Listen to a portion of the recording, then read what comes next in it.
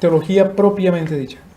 Esta es ahora sí, la primera clase en que vamos a comenzar con una doctrina. Bueno, no que no hayamos estudiado doctrinas el semestre pasado, pero ahora sí vamos a comenzar con las doctrinas propiamente de Dios nuestro Señor, o del ser de Dios. Porque lo que estudiamos en teología, ¿qué son? Recordemos tres cosas. Recordamos a Dios, estudiamos a Dios, estudiamos sus obras y su voluntad. Dios, las obras de Dios y su voluntad. Entonces, en este semestre vamos a clasificar nuestros temas en dos grandes grupos. El primer grupo es el ser de Dios y el segundo grupo es las obras de Dios. El primer grupo, el ser de Dios, y el segundo grupo, las obras de Dios. En el ser de Dios vamos a estar estudiando la existencia de Dios propiamente dicha, el conocimiento que el hombre tenga de Dios, la relación entre el ser de Dios y sus atributos y sus nombres, los atributos de Dios en general, y luego entramos a ver cada uno de sus atributos. Los atributos están clasificados en dos: atributos incomunicables y atributos comunicables. Luego, la Santísima Trinidad, y esos son los temas en cuanto al ser de Dios. Los temas en cuanto a las obras de Dios, esos están en el programa que yo les envié. Pero déjenme citarlo para entenderlo. En cuanto a las obras de Dios, los decretos divinos, es decir, lo que Él previamente ha determinado. Segundo, en eso que Él previamente ha determinado, en cuanto al tema de la redención que ha determinado, es decir, la predestinación. Luego, en cuanto a las obras de Dios, entonces, la creación en general. La creación la vamos a subdividir en dos partes: la creación de un mundo espiritual, o de los ángeles mejor, y la creación del mundo material. Y por último, la providencia y la relación que hay entre la acción de Dios en su creación, y esa es la providencia, la relación de eso con los milagros y la oración. Toda acción de Dios en la creación es milagrosa. ¿Y cuál es la voluntad del hombre, o qué papel juega la voluntad del hombre en la intervención de Dios en la creación? ¿Juega algún papel? En cuanto a eso, entonces vamos a estudiar qué es la oración o la súplica. Bueno, entonces comencemos. Primero, el primer tema es la existencia de... ¿La existencia de quién? De Dios. De Dios nuestro Señor. Ahora, déjeme comenzar haciendo una afirmación que no está en ninguna de las 4 teologías sistemáticas incluidas en nuestro curso. Sin embargo, sí lo menciona Rushdoony. Y es lo siguiente: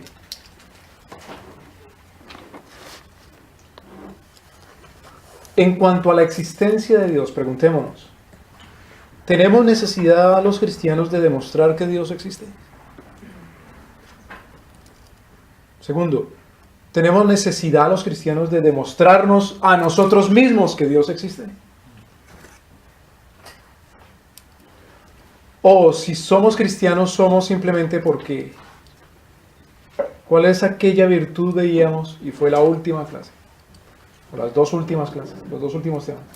¿Cuál es aquella virtud que Dios dispone para nosotros y nosotros por la cual somos cristianos? Es la fe. Es la virtud que dispone nuestro Señor, el Espíritu Santo. Nadie puede confesar, nadie puede llamar a Jesucristo Señor si no es por Él, por el Espíritu Santo. Llamar, confesar a Jesucristo es por la fe. Todo aquel que me confiese delante de los hombres, yo le confesaré delante del Padre. El que come mi carne y bebe mi sangre, el que cree en mí, tiene vida eterna. Por lo tanto, otra vez preguntémonos, ¿tenemos necesidad los cristianos de demostrarnos que Dios existe? No. Precisamente somos cristianos porque sabemos, confesamos, es decir, creemos que Dios es.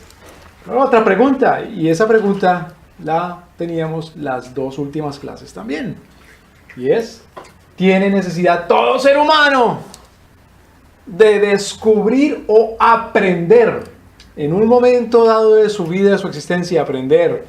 Aprender quiere decir que antes no sabía y ahora tiene que reposar ese conocimiento en su mente o en su corazón. ¿Tiene necesidad todo ser humano de aprender que Dios existe? ¿O todo ser humano intuitivamente ya sabe, conoce la existencia de Dios? Ya sabe. Todo ser humano conoce la existencia de Dios. ¿Cómo sabemos eso nosotros? ¿Cómo sabemos nosotros que todo ser humano conoce la existencia de Dios? ¿Cómo podemos decirlo de manera tan segura? Porque nos dice su palabra. Porque su palabra lo dice. Habiendo conocido a Dios, no le dieron la gloria. Y está hablando ahí, cuando dice habiendo conocido a Dios, ¿está hablando de Israel? ¿Está hablando de los cristianos? ¿O está hablando de la humanidad en general? Está hablando de la humanidad en general, que habiendo conocido a Dios. Por lo tanto, todo hombre conoce que Dios es, pero el hombre en su estado caído crea dioses que satisfagan sus propias necesidades. Es decir, para el hombre caído Dios no es, para el hombre caído, Dios no es amigablemente el que satisface toda su necesidad. Miremos Santiago capítulo 3. Vamos al libro de Santiago capítulo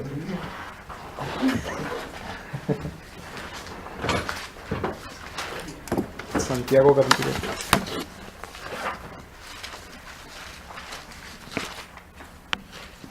Perdón, Santiago capítulo 4. Santiago capítulo 4.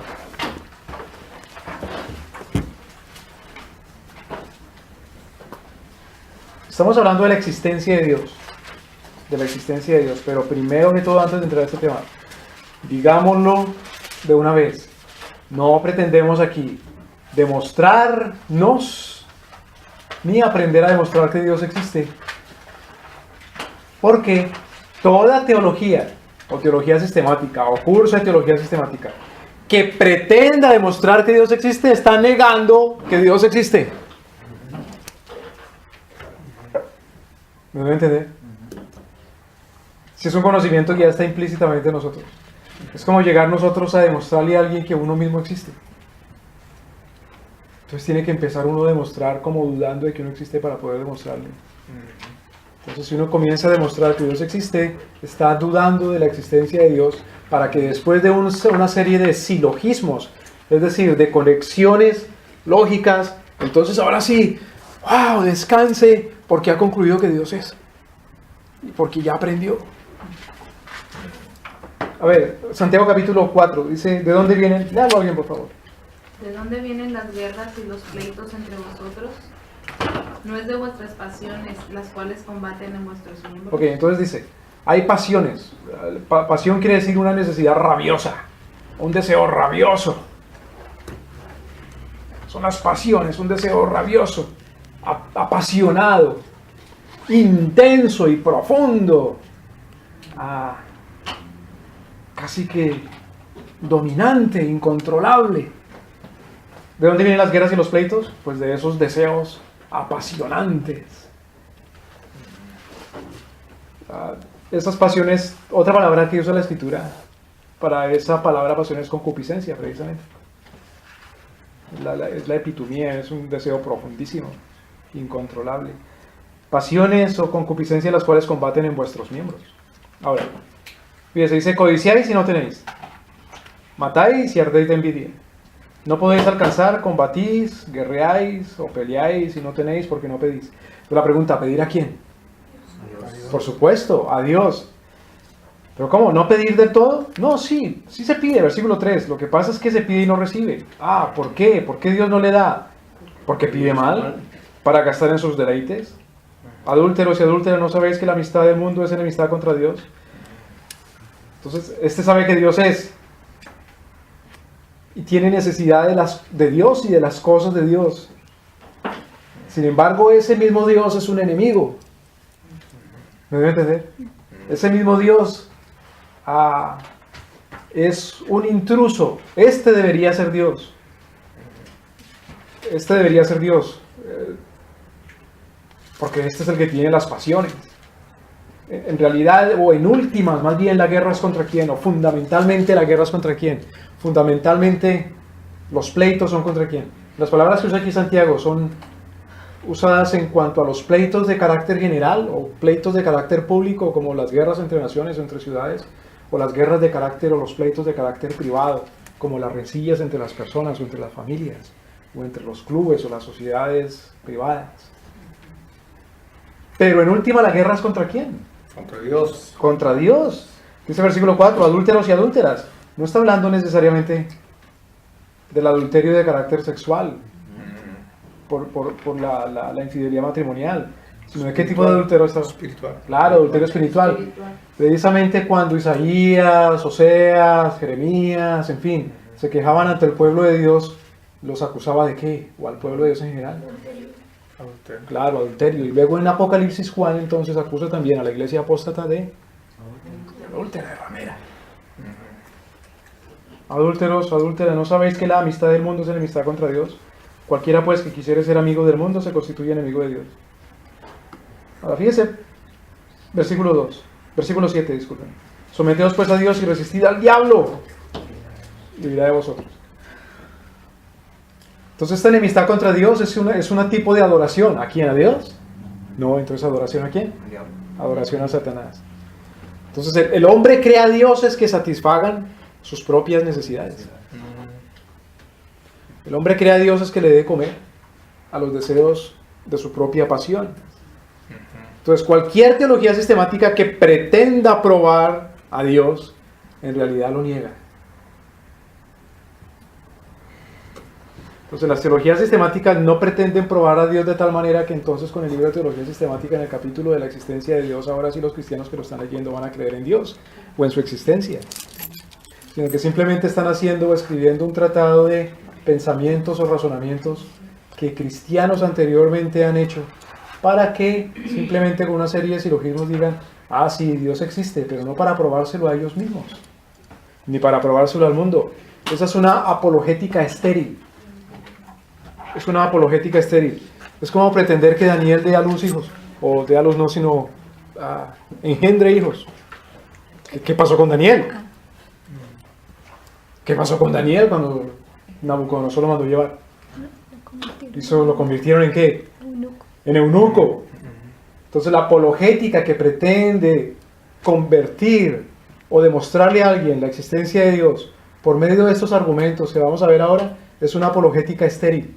Apologética quiere decir la ciencia que defiende las verdades de la fe. Las verdades de la fe son defendidas desde que la verdad de la fe es defendida según quien argumenta esa fe. ¿Quién es el que da esa fe? ¿Quién es el que provee o revela esa fe? Dios nuestro Señor. ¿En dónde Dios nuestro Señor provee, revela la fe que nosotros creemos? En la Escritura.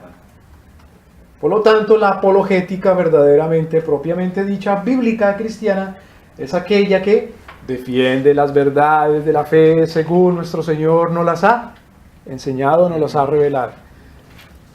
¿Me voy a entender, hermanos?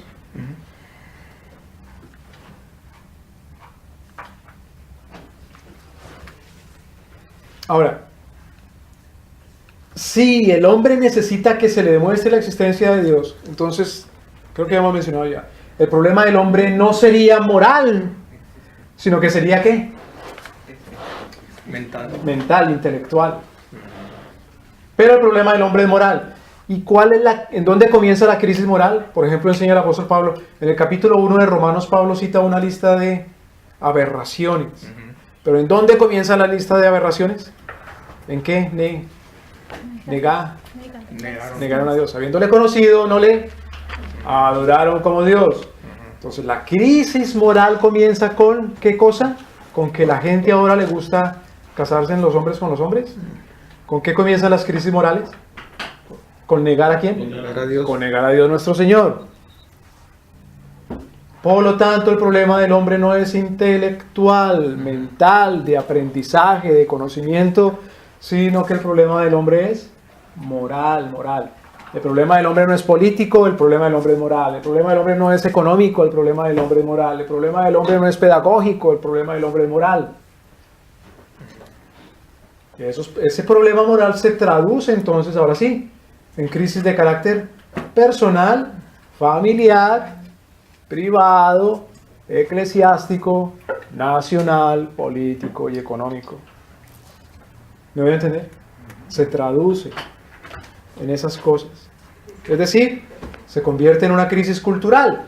Pero la crisis cultural otra vez es de carácter no intelectual, sino que la crisis cultural es de carácter moral. Si uno compara la música del siglo XXI con la edad de oro, por ejemplo, del Renacimiento español, los siglos XIV, XV y XVI, o con la edad de oro del barroco, siglos XVII, XVIII, con Juan Sebastián Bach y Vivaldi, o, en fin. Si uno compara esos dos periodos musicales, ¿cuál es más bello? El siglo XXI. Entonces dice uno que hay una crisis cultural, ¿verdad? Pero ¿cuál es la raíz de esa crisis cultural? Que no hay suficientes conservatorios en donde se estudie música, o facultades de música, o que no hay suficientes fábricas de guitarras, o de pianos, o que la gente ya no le gusta la música o no quiere aprender. No, ¿cuál es la crisis? ¿Que no hay buenos maestros de música? La crisis es moral. Porque la música no es para adorar ya. ¿A quién? A Dios nuestro Señor. ¿Qué quiere decir eso? ¿Que toda música debe ser para cantarse en la iglesia? No, sino que en donde quiera que se conjuguen ritmos, tienen que ser también armónicos y tienen que ser también melódicos y tienen que tener una estructura tal que respete el alma, para que el alma a su vez respete a Dios nuestro Señor. ¿Me doy a entender?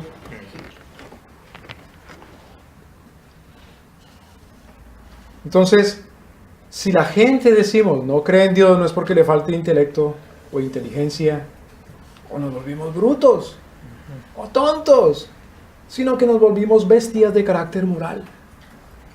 Es decir, somos rebeldes simplemente contra nuestro Señor. No es porque no está Santo Tomás en persona para que Él enseñe las 5 vías de la existencia de Dios. No es por la ausencia de un gran teólogo.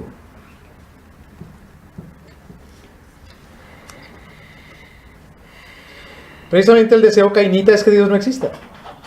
El deseo cainita. ¿Cuál es el deseo? ¿Cómo así cainita? ¿A qué se refiere? Es decir, ¿el deseo de quién? Caín. De Caín. Vamos a Génesis capítulo 4. ¿Cuál es el deseo de Caín? Que no exista quién. ¿Abel? Génesis capítulo 4. Génesis 4.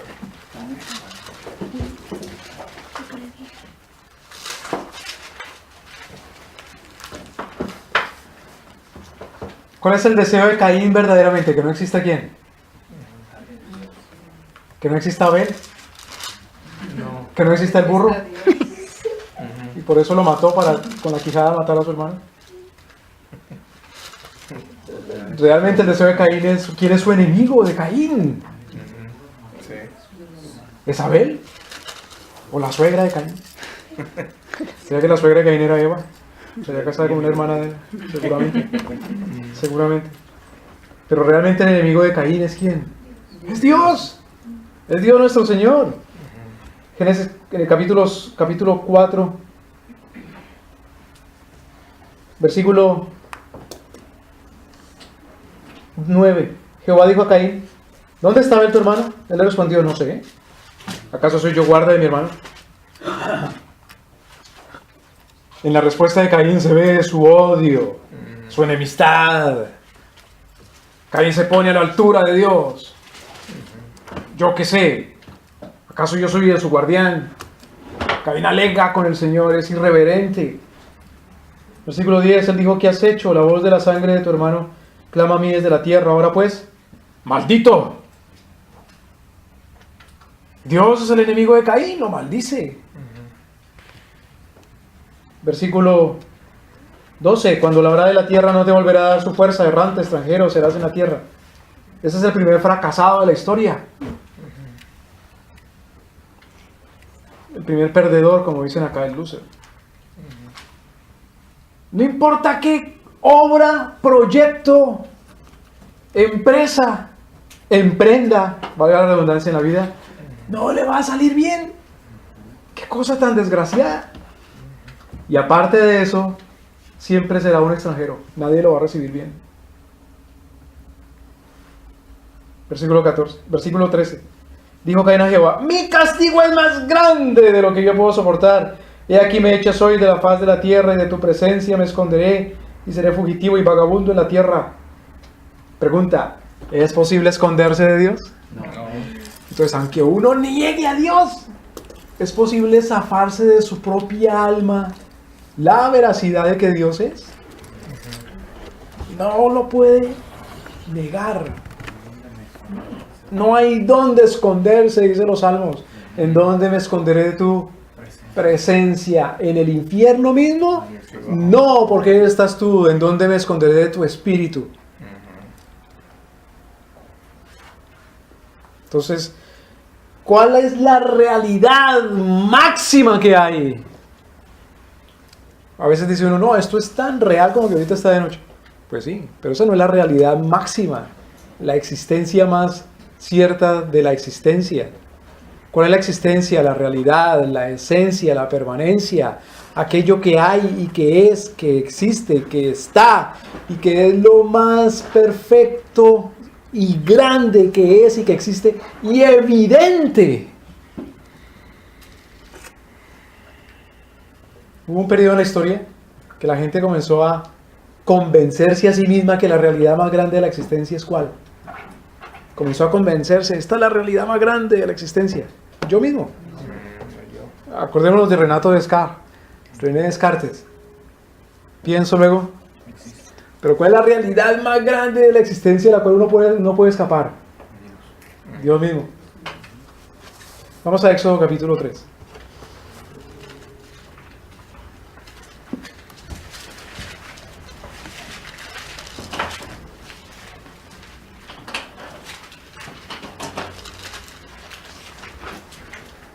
Éxodo capítulo 3. ¿Está bien?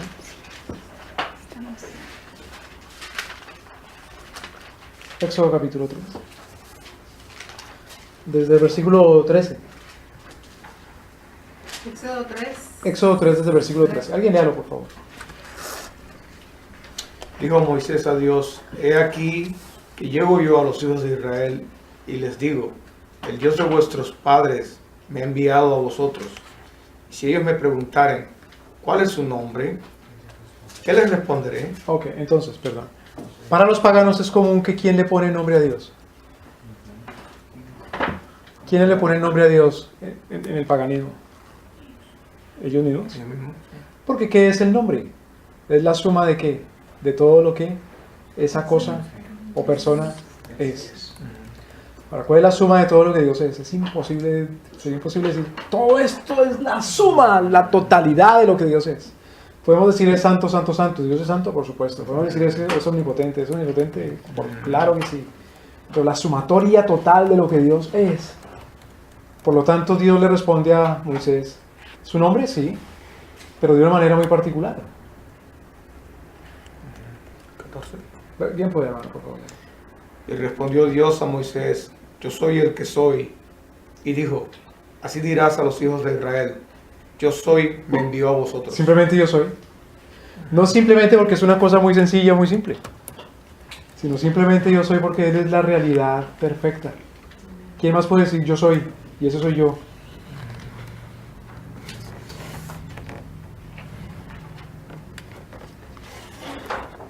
Precisamente nuestro Señor Jesucristo así responde: antes de Abraham, yo soy. Juan capítulo 8. Lea el versículo 15, por favor. Además dijo Dios a Moisés: Así dirás a los hijos de Israel: Jehová, el Dios de vuestros padres, el Dios de Abraham, el Dios de Isaac y Dios de Jacob, me ha enviado a vosotros. Este es mi nombre para siempre, con el que se me recordará por todos los siglos. Por lo tanto, entonces, ¿desde ese momento el Señor se puso ese nombre? No. Porque cuando Él dice, este es mi nombre, Dios es eterno. Es decir, Dios ha sido. Dios es y Dios siempre será. Por eso dice el libro por eso el Señor Jesucristo mismo se revela, el libro de Apocalipsis y Revelación. Y dice, Él es el alfa y la, yo soy el alfa y la, el primero y el último. El que era, el que es, el que ha de venir.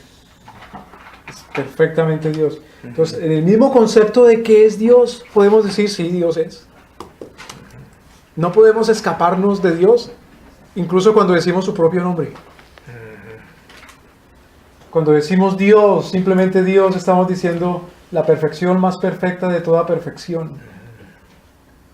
Simplemente no hay definición de Dios que Él mismo provea, sino solamente que Él es. No que no haya definición de Dios o nombre de Dios, pero no hay otra cosa más precisa que decir que Dios es. ¿Me voy a entender? No que sea muy fácil, pero bueno, la idea de lo que estamos hablando. Entonces, por eso dice, Berkov comienza diciendo que partimos de dos presuposiciones, ¿recuerden? ¿Qué quiere decir presuposición? Cuando uno dice que supone algo, es que no necesita demostrarse. Ajá. Dice Berkov que partimos de dos presuposiciones. ¿Cómo se llama esta figura geométrica? Se llama triángulo. ¿Qué es un triángulo? Precisamente su palabra lo dice, su nombre. 3 puntos. Es una figura geométrica que tiene tres ¿qué? Pues ángulos. 3 ángulos. Triángulo, 3 ángulos. Entonces, ¿es necesario demostrar que el triángulo tiene 3 ángulos? Porque si no, no creo que existe un triángulo. Porque en la misma cosa, en su esencia, está la definición de ella y su existencia. En la misma definición de Dios. ¿Qué quiere decir? Que Él es perfectamente. Y si es perfectamente es porque siempre ha sido. Y es la realidad máxima de la cual depende absolutamente toda realidad. Entonces dice Berkov, partimos de dos presuposiciones. La primera, que Dios existe. Y la segunda, que ese que existe se ha revelado. Se ha revelado ¿En dónde? en su divina palabra. En su divina palabra. Que Él existe y que Él se ha revelado en su divina palabra. Pero no solamente Dios es, Dios existe, sino que Dios dice, esta es mi voluntad, este soy yo, estos son mis actos, ese es el juicio.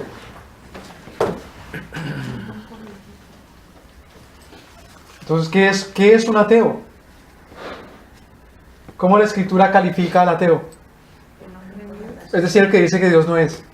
El que niega a Dios. El que niega a Dios. ¿Cómo la Escritura define o llama o califica o juzga a ese negador de Dios? Necio. El necio, exactamente. Necio. Lo llama el necio. El necio dice que Dios no es. O que no hay. O que no existe. O que no le importa. O que no le es relevante. Cuando negamos que Dios existe en algún orden de la vida, entonces decimos que Dios es ¿qué? Perdón, entonces estamos afirmando que nosotros somos ¿qué? Necios. Que somos necios. Cuando decimos que Dios no es en absoluto, que de hecho no hay, o que Dios no es relevante en alguna área de la vida, estamos declarando nuestra necedad. Ahora, vamos a ver un caso de un personaje, un tal Lamec. Vamos a Génesis otra vez. Un tal Lamec. Génesis otra vez. Capítulo 5.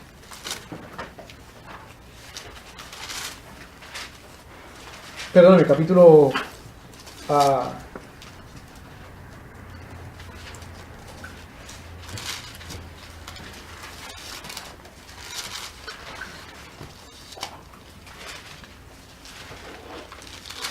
4. ¿Cuál es la pena que nuestro Señor le impuso a cualquiera que quisiera asesinar a Caín? Mire qué cosa. En el tiempo de Caín. Era castigado 7 veces. A ver, en el tiempo de Caín.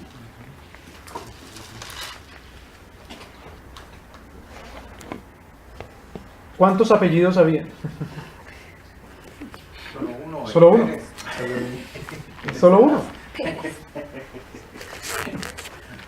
Básicamente solamente había una familia. Básicamente. Es la segunda generación hasta ahora. Ahora, preguntémonos. En la escritura la pena de muerte es una institución que se pone en las manos de quién. ¿De qué tipo de juez? ¿Jueces de la iglesia? ¿Jueces de la familia? ¿Jueces de la escuela? Civiles. Jueces civiles. ¿Para que la ejecuten quiénes? ¿Quiénes son los verdugos que ejecutan la pena de muerte, según lo manda la escritura? Las autoridades, ¿no? ¿Unos empleados del juez? No. ¿Quiénes? La comunidad. Sí. La comunidad. La misma comunidad. La comunidad aplica la pena de muerte. Toda la comunidad participa en el apedreamiento. Ahora, el familiar, es decir, el padre o la madre o el hermano, ¿está incluido en esa comunidad para que él ejecute la pena de muerte? No. Por lo tanto, ¿qué dice nuestro Señor en cuanto a cualquiera que mate a Caín? ¿Merece Caín la muerte? Ojo por ojo, diente por diente y vida por vida. Dice el Señor Jesucristo: guarda tu espada, Pedro, porque escrito está que el que a hierro muere. Dice el Señor Jesucristo: todo aquel que maldiga a su padre o a su madre, o no honre a su padre o a su madre, escrito está, muera irreversiblemente. Entonces, ¿merece Caín la muerte? Por supuesto que sí. Sin embargo, nuestro Señor guarda a Caín. ¿Por qué? Porque los miembros que hay en la comunidad son su propia familia, sus propios hermanos. Entonces, ¿de qué manera guarda nuestro Señor a Caín? Entonces, versículo 15 dice: y le respondió Jehová, ciertamente que cualquiera que matare a Caín 7 veces será castigado. Dice, ¿cómo así? ¿Lo van a matar 7 veces? No, ¿qué quiere decir 7 en la escritura? Es el número en el cual nuestro Señor sella como de manera que se cumpla así, perfecto, que se haga siempre. ¿Cuántas veces perdonará? 7 veces, igualmente. Entonces es la ley que da nuestro Señor, ¿verdad? Entonces el necio, el que niega a Dios, es el que lo niega a Dios de manera ya sea práctica o teórica. ¿Cómo así de manera práctica o teórica? El que dice, yo no creo que Dios existe, está hablando de manera práctica o manera teórica. De manera teórica.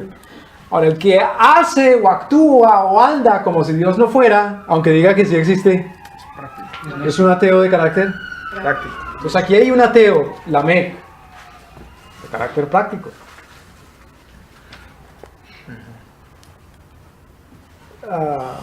Hay que leer el versículo 23, por favor. Dijo Lamec a sus esposas. Y dijo Lamec a sus mujeres, Ada y Sila, oíd mi voz, mujeres de Lamec, escuchad mi dicho, que un varón mataré por mi herida y un joven por mi golpe. Versículo 24.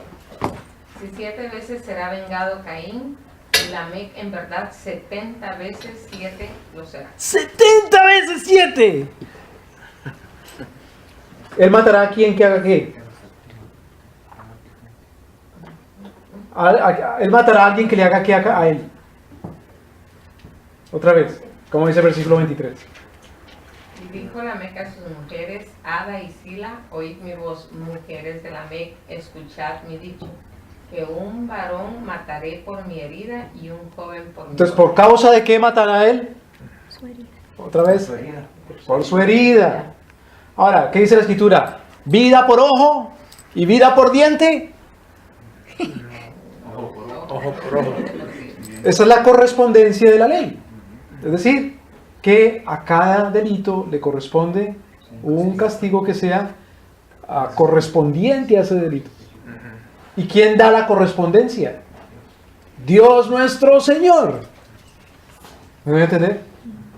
Por lo tanto, este es un ateo. Es un ateo de carácter práctico. Dice, la ley de Dios me vale. Es decir, en materia civil penal, Dios no es ¿qué?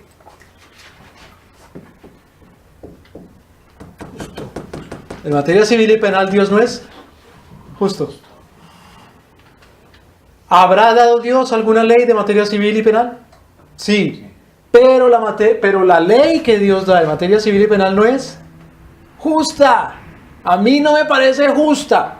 A mí no me parece que por una herida que me hagan, yo cobre a esa persona que pague mis gastos médicos o qué sé yo. Lo que me parece justo es matarlo.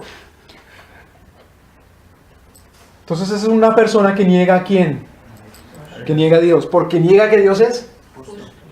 Es decir, es un ateo. ¿Qué dijimos? Práctico, porque está negando precisamente uno de los grandes atributos de Dios. Y al negar algún atributo de Dios, lo estamos negando a Él. Porque Dios es Él y todo lo que Él es, todo su nombre, todo lo que Él es, Jehová. ¿Me doy a entender? Ese es Dios nuestro Señor. Todo lo que Él es.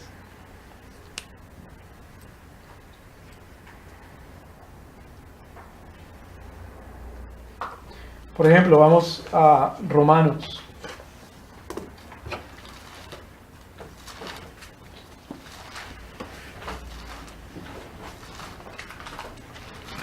Hay otro tipo de ateísmo aquí, en el capítulo 3.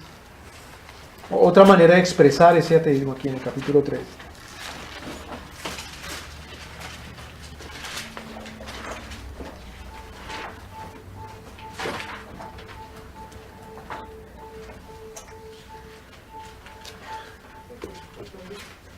Romanos capítulo 3, versículo 3. Está hablando de los judíos. Romanos capítulo 3, versículo 3. Alguien léalo, por favor.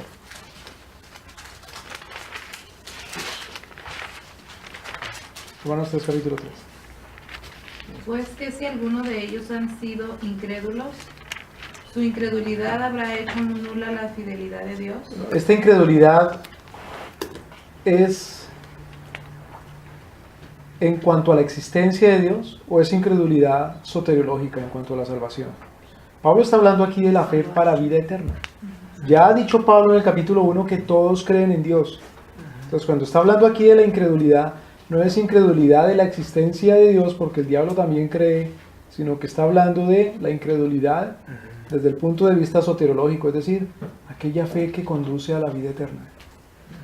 Entonces, si algún judío, dice Pablo, no ha creído en Dios, anula que se debe creer en Dios, anula la fe en Dios, anula la fe que Dios nos ha dado en ninguna manera. Antes bien sea Dios Verás, y todo hombre mentiroso. Fíjese, cuando un hombre dice que no cree en Dios, ¿es un qué? Mentiroso. Mentiroso. Mire que a Grudem, al final del capítulo que leímos hoy en el libro, hace una serie de preguntas. No trae el libro hoy, pero si ustedes miran en el libro de Grudem, en la última página, en la última o penúltima página, qué sé yo, hay unas preguntas ahí. Una de esas preguntas dice, ¿cómo le respondemos a una persona que dice que no cree en Dios? O Que es mentiroso. esa es la manera de responderle, como Olga Tañón. Es mentiroso, ese hombre es mentiroso. Porque eso es lo que es uno cuando dice que Dios no es. Sea todo hombre mentiroso delante de Dios. No importa qué tipo de argumento traigo yo.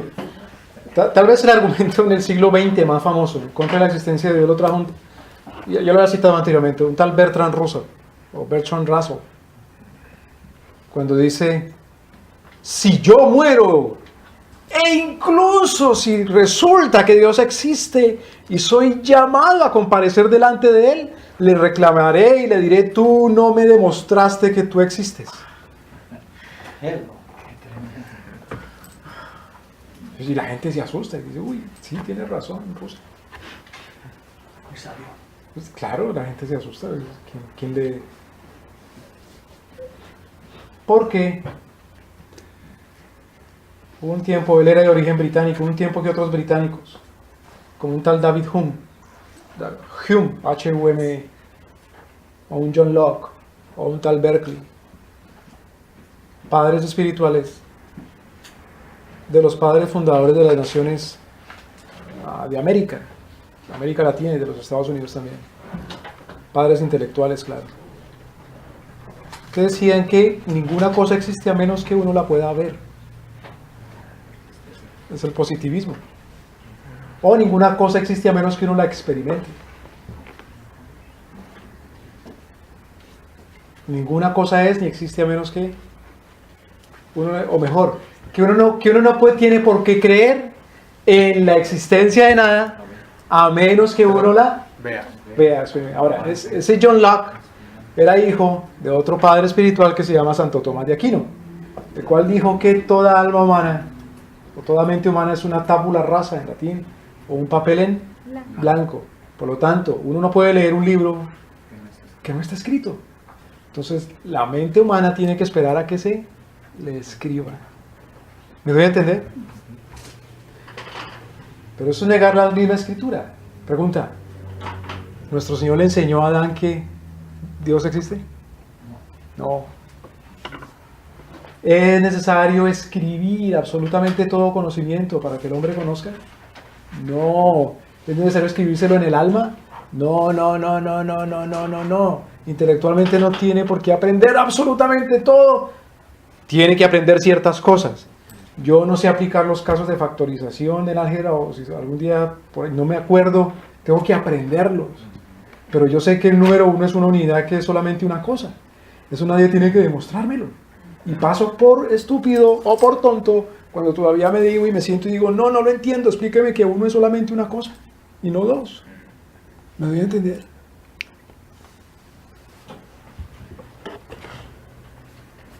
Ante lo que es básico, la información básica que Dios nos da, y la primera información básica que Dios nos da de su existencia, cualquier negación a esas verdades básicas nos convierte en mentirosos delante de Él.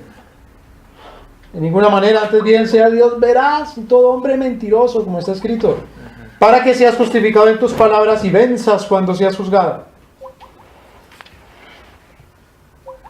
La única forma de vencer cuando somos juzgados es confesar ¿qué? La verdad. La verdad. ¿Qué dice el Señor Jesucristo? Todo el que me delante de los hombres, yo le confesaré. Está hablando nuestro Señor del juicio.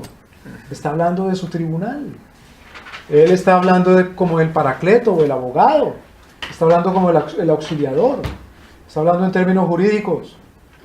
Yo lo defenderé. Yo lo confesaré. Es decir, va a vencer en el juicio, porque primero ha confesado la gran verdad.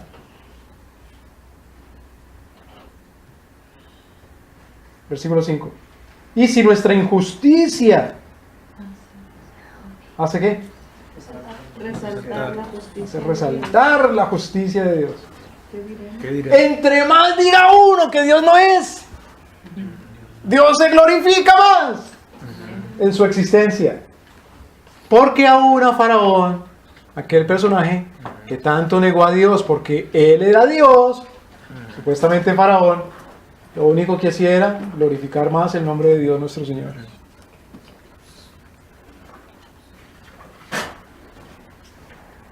Entonces, si lo que tenemos si lo que los cristianos tenemos en cuanto a Dios es fe, esa fe para nosotros es certísima.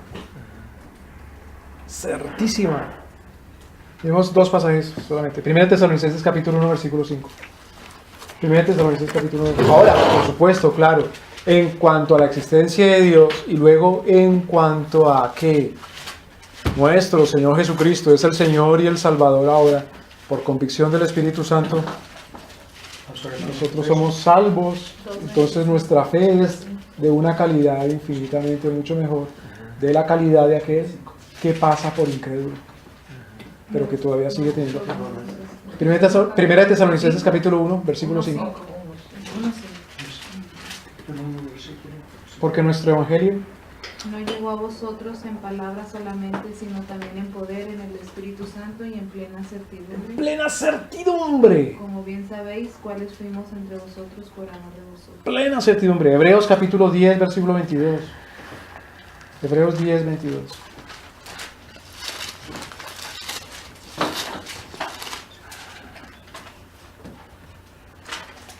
¿Alguien léalo, por favor?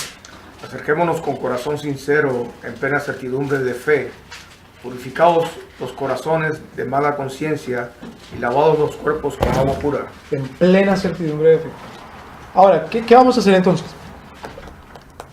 Vamos a estudiar, o vamos a ver, o vamos a repasar acá los argumentos de la existencia de Dios. Claro que sí, pero no hay argumento válido si ese argumento no lo ha dado fundamentalmente ¿quién? De la existencia de esa persona. Y en este caso, la persona de la cual estamos hablando, que es la persona perfectísima en su existencia, en su ser. Esos argumentos son válidos en la medida que los respalda ¿quién? Porque él mismo da testimonio de ellos. ¿Cuál persona? Dios nuestro Señor. ¿Me doy a entender? Estos argumentos de la existencia de Dios no son válidos porque Santo Tomás lo haya pensado muy bien y haya hecho una buena relación de la lógica aristotélica para aplicarla ahora a la fe cristiana. ¡No! ¿Por qué estoy diciendo eso? Básicamente el padre de estos argumentos, o quien los expuso primeramente de manera sistemática, fue Tomás de Aquino, Santo Tomás. Y el mundo, o mejor, la iglesia se ha tragado el cuento, se ha tragado el sapo, decimos nosotros. Se ha tragado el sapo de que son argumentos válidos sacados desde la lógica del silogismo humano puro, sin que nuestro Señor haya revelado esos argumentos de manera especial en su palabra.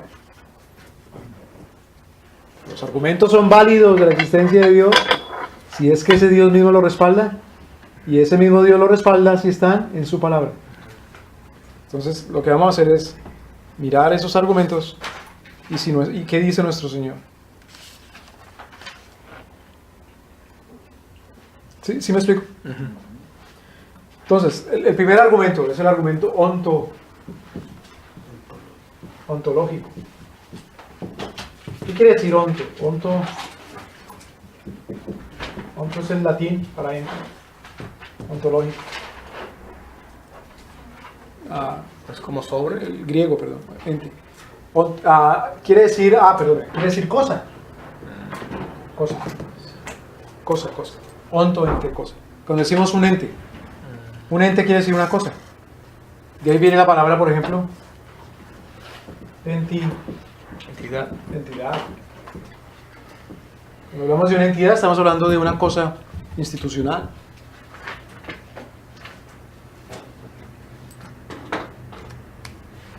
Es el primer argumento ontológico. Este argumento va anterior a Tomás. Es el argumento de Anselmo. ¿Qué dice este argumento? Dice, ¿recuerdan? A ver, yo no voy a, los voy a dejar a ustedes que hablen un poquito. ¿Recuerdan qué dice? ¿Qué dice el argumento ontológico?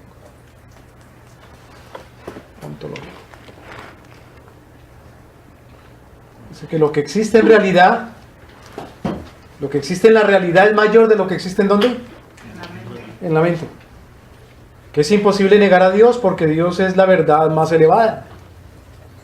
Es el bien más elevado. Que es absurdo decir que un ser necesariamente existente no existe. Es absurdo decir que un ser necesariamente que existe, no existe.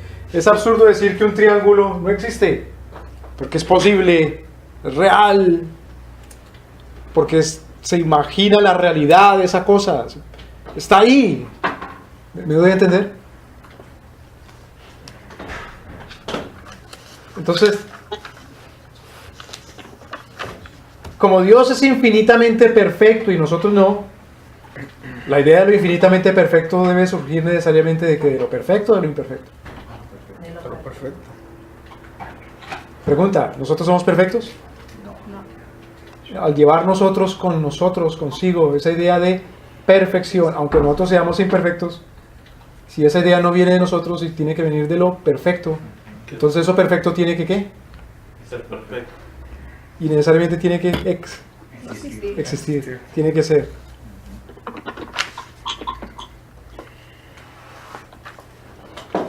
Diría, bueno, no, tan inteligente ese señor. Vamos a Isaías capítulo 40.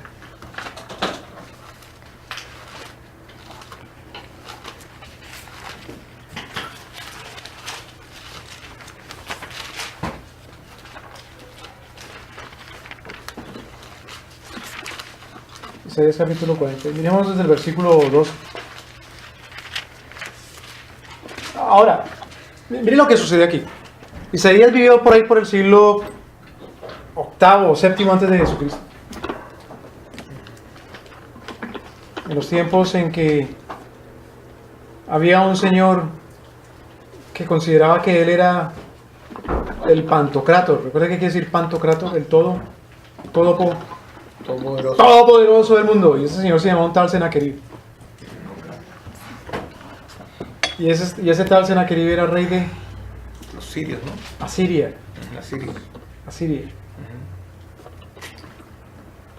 Y ese señor amenazaba con Invadir, ¿no? tomarse el mundo. Tomarse el mundo. Claro, invadir.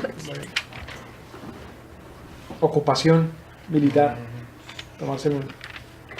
Entonces, ¿cuál era el ambiente que había en Israel? Tensión. Tensión. Y por esa tensión la gente en Israel decía, ¿qué hacemos? ¿A quién vamos? ¿A quién nos dirigimos? Recordemos que unos 7, 8 siglos después hubo un hombre pescador que le hace una pregunta a otro señor que era de familia de carpinteros. Y la pregunta que le hace es, ¿a quién Iremos. ¿A quién iremos? Si solo tú tienes palabras de vida. Y hace una declaración de exclusividad. Dice, solamente tú. Como en otras palabras, no hay esperanza. Es decir, en otras palabras, tú eres lo más Perfecto. perfecto y grande y completo. Entonces, la situación política en el tiempo de Isaías era que había una tensión geopolítica, es decir, en la tierra entera había tensión porque no se sabía qué iba a pasar, porque había un señor que amenazaba con adueñarse de todo el mundo, como efectivamente se le dio poder para hacerlo, por lo menos del mundo conocido, de su propia comunidad. Ahora, en Israel, los reyes que buscaban, y en el reino del norte y en el reino del sur, y también en las naciones vecinas, en Moab, en Amón, en Edom, los filisteos, los egipcios, los sirios a este lado, los fenicios al otro. ¿A quién iban? Generalmente se buscaba refugio en otro señor que también quería ser un tal Pantocrator y se llamaba, o tenía como título, un tal faraón. ¿Por qué el hombre busca para refugiarse lo más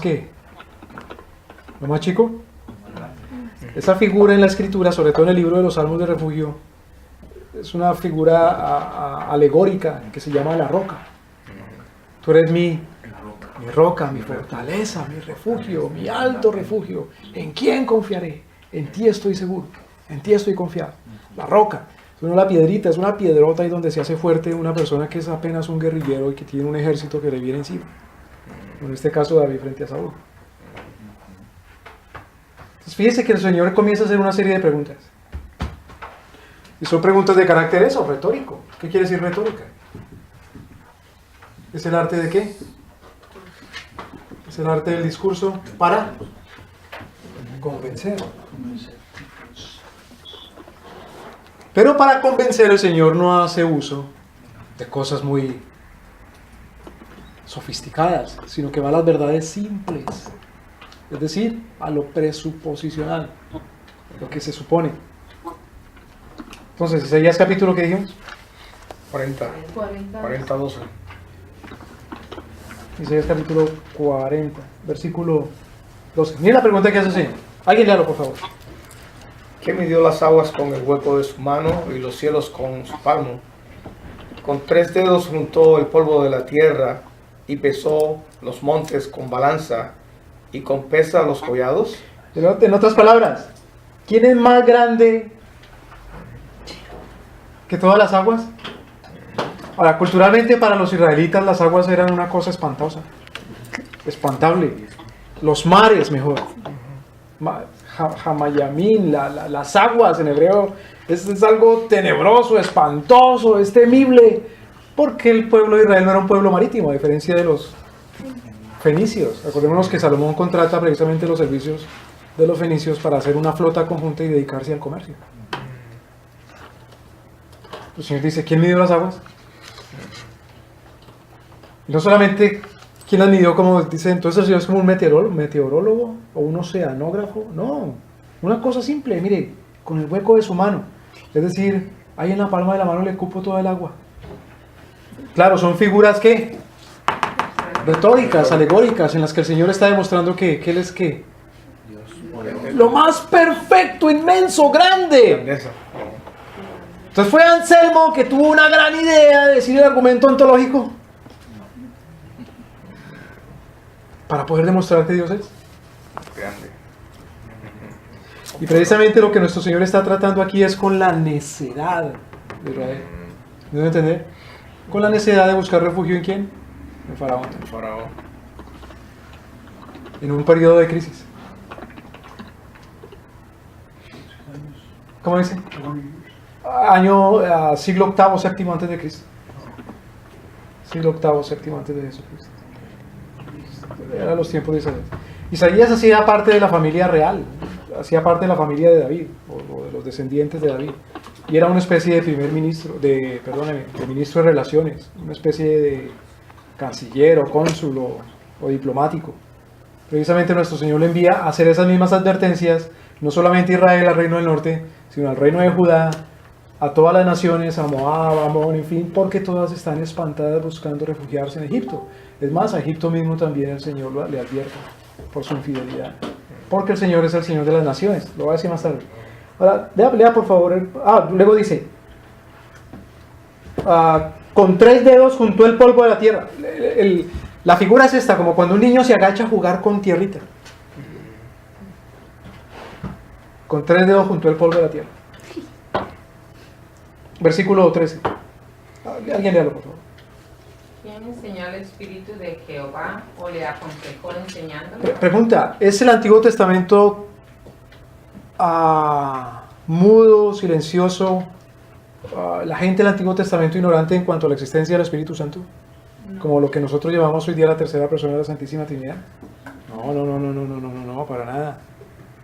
El Espíritu Santo como aquel que da al hombre convicción de pecado, justicia y juicio. El Espíritu Santo como aquel que es el maestro, el enseñador. No. Ahí Isaías lo dice. ¿Quién le enseñó al Espíritu? ¿De Jehová o le aconsejó enseñándole? Es decir, primero habla en cuanto a la grandeza de Dios y su superioridad frente a cualquier cosa natural. Ahora habla de la superioridad del Señor frente a cualquier verdad o sabiduría. Si existe la sabiduría, tiene que existir algo que es lo más sabio de todo. Si existe la sabiduría, tiene que existir alguien que es la fuente de la sabiduría. Si existe la inteligencia, tiene que existir alguien que es la fuente de todo conocimiento y de toda ciencia. Si existe un diseño, tiene que existir alguien que es un diseñador. Es un argumento que vamos a ver posteriormente. Pero ese es un argumento básico que se presupone en la Escritura. Versículo 14. ¿A quién? ¿A quién pidió consejo para ser avisado? ¿Quién enseñó el camino del juicio? ¿O le enseñó ciencia? o le mostró la senda de la prudencia. Entonces, ¿qué fue lo que dijo Lamec implícitamente? Dios no es sabio. Esa pena que él puso de 7 veces, para mí me es pequeña, tiene que ser 70 veces 7. Fíjese que Lamec es el primer Legislador. Lamec es el primer legislador, contrario a Dios nuestro Señor. ¿Qué quiere decir legislador? ¿Qué quiere decir la palabra legis? En latín, legislador, el que da la ley. Entonces Lamec se atrevió a dar una ley nueva. ¿Qué tipo tan arrogante ese? ¿Quién se atreve a dar una ley diferente a la que Dios da? Eso se llama un arrogante. Aunque los cristianos, digamos que hay unos que son muy buenos, legisladores.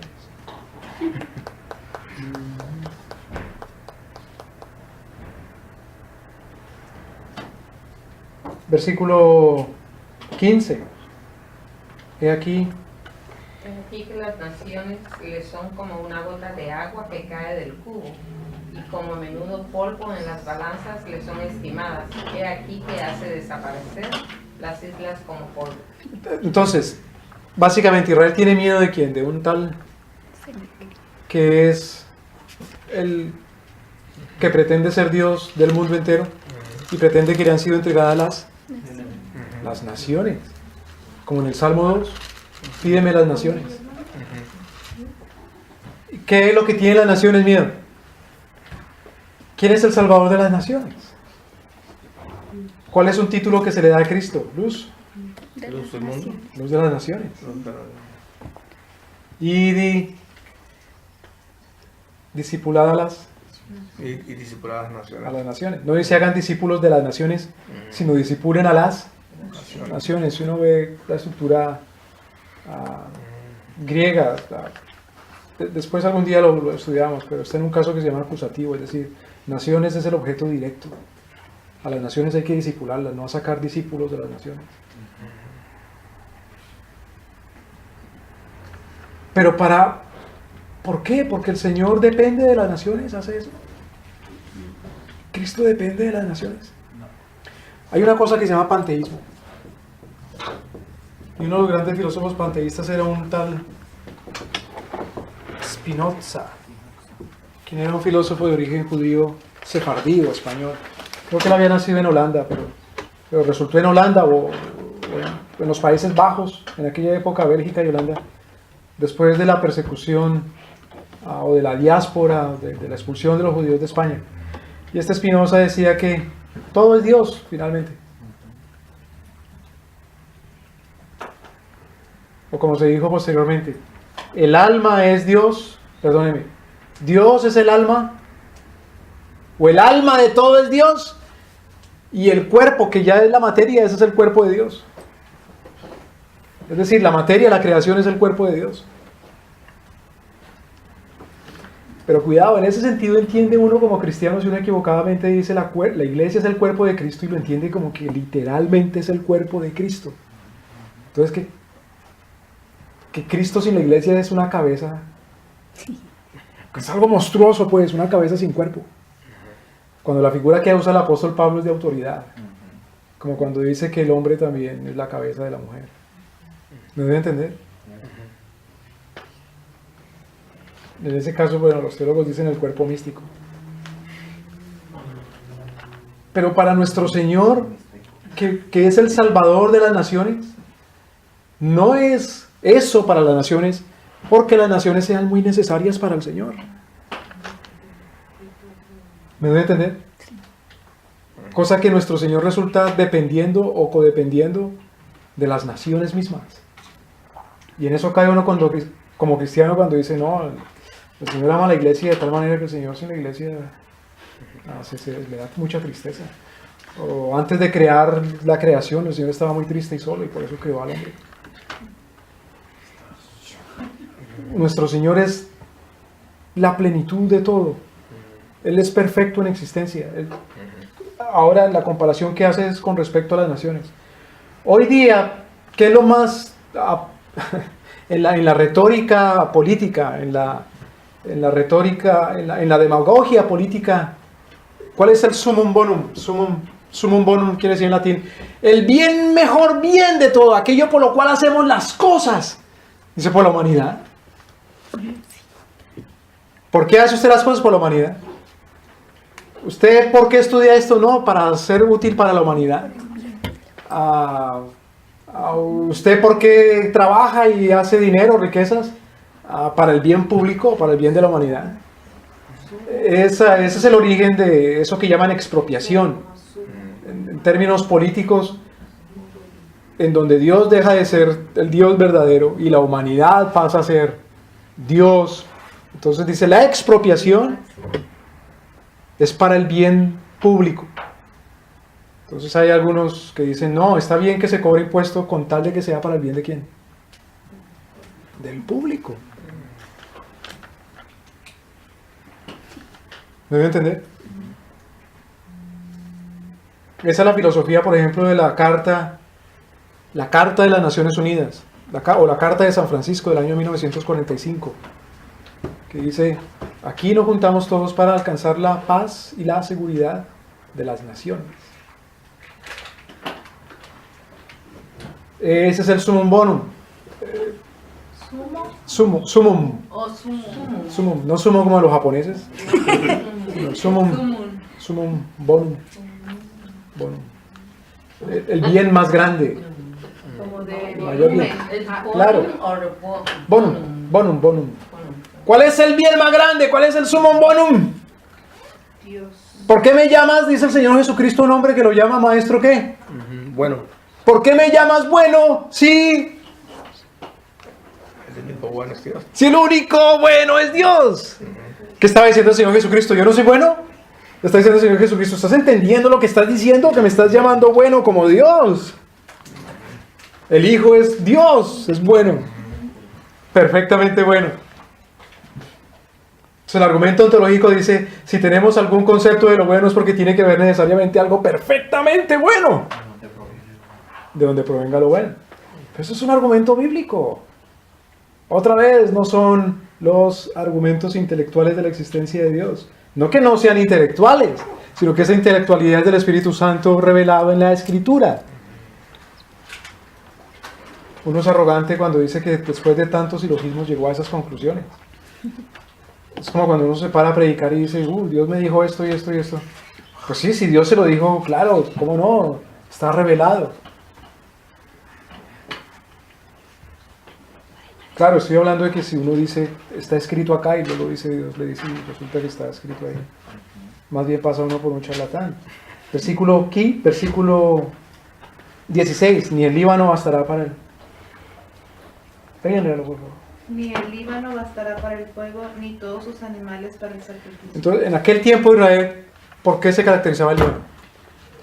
Una de las cosas, uno de los motivos de la conquista, de la expansión de las 13 colonias originales hacia el oeste, lo que llaman la conquista del oeste, que comienza con la conquista primero de los montes Apalaches y luego la compra de Missouri, de Mississippi a los franceses y luego la expansión. Una de las razones es por la existencia de una riqueza de madera para construir una nación, la infinidad de bosques y de selvas. Ahora, en el tiempo de Isaías, ¿cuál era considerado para Israel aquella fuente o recurso maderero? El Líbano. ¿Por qué tipo de madera? Maderas preciosas. Madera preciosa, en este caso los cedros. Los cedros. Hoy día la bandera del Líbano tiene como símbolo un cedro, un árbol de cedro. ¿A quién le compró precisamente David y Salomón luego la madera para construir el templo y el palacio? Sí. A los reyes de Sidón y a los reyes trajeron en fenicios, barcos, ¿no? que las trajeron en balsas. La misma madera la amarraban y la traían navegando. Pues, ¿qué dice el Señor en cuanto a eso? Ni el Líbano bastará para el fuego. ¿Cómo así?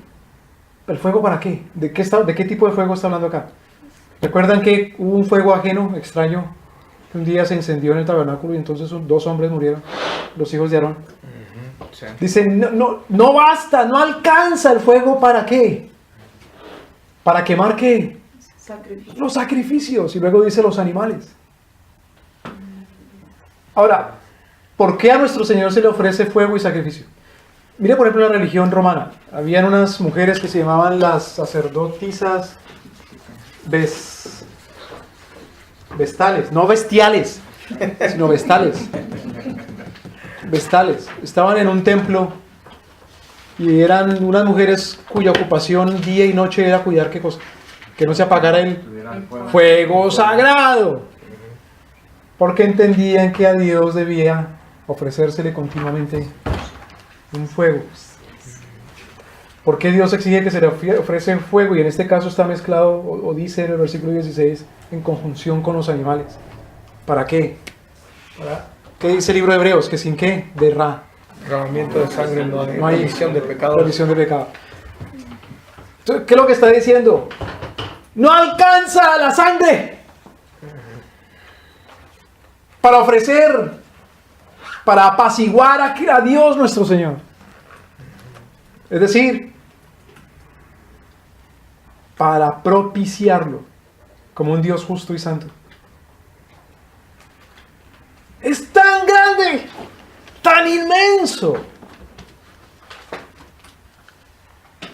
Versículo 17. Como nada son todas las naciones delante de él otra vez, en su comparación serían estimadas en... Mire esa figura retórica que se llama una hipérbole. ¿Qué quiere decir la palabra hiper? Grande. Grande. Una hipérbole quiere decir una Exageración. una exageración. Como dice, bueno, los judíos eran muy exagerados. Las naciones o pueblos que son descendientes o influenciados por la cultura judía tienden a la exageración en su retórica, en su jerga, en el hablar. Jesús usó hipérboles. Sus hipérboles bellísimas. Como cuando dice uno, le pregunta uno a su hijo, ¿tú me quieres? Y le dice, sí, ¿hasta dónde? Uno espera que le diga hasta el cielo, más allá. Son hipérboles. Habla uno como un semita. Mira la hipérbole que usa nuestro Señor. Las naciones le son estimadas. En comparación con Dios, ¿las naciones son qué? ¿Alguien lea por favor, versículo 17? Como nada son todas las naciones delante de él, y en su comparación serán estimadas en menos que nada, No. y que lo que es.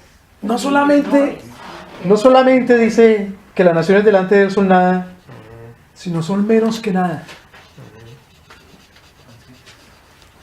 ¿Qué quiere decir algo menos que nada?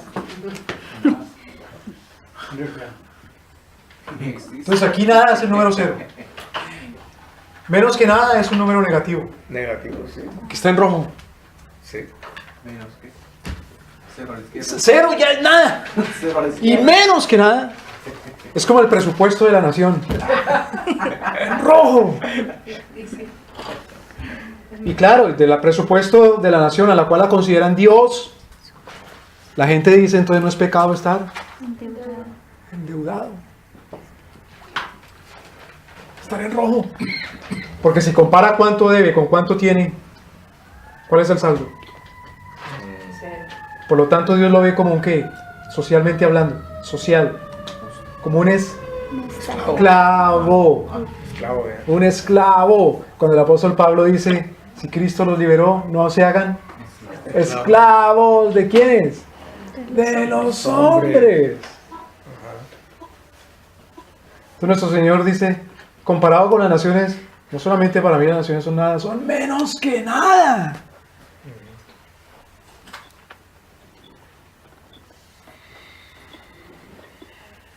Uno que es tan demócrata. No hablo de demócrata en cuanto al partido, sino en cuanto a la filosofía, que considera que la nación o las naciones es lo más grande. Hay una frase que hace parte de esa retórica. Dios y patria. Cuando nuestro Señor dice, ¿a qué me compararás? Pero yo digo Dios y patria. ¿Cuál es la consecuencia de eso? De llamar a la nación Dios. Y cuando uno llama a algo Dios, ¿qué es lo que hace uno? Jurar por ese Dios.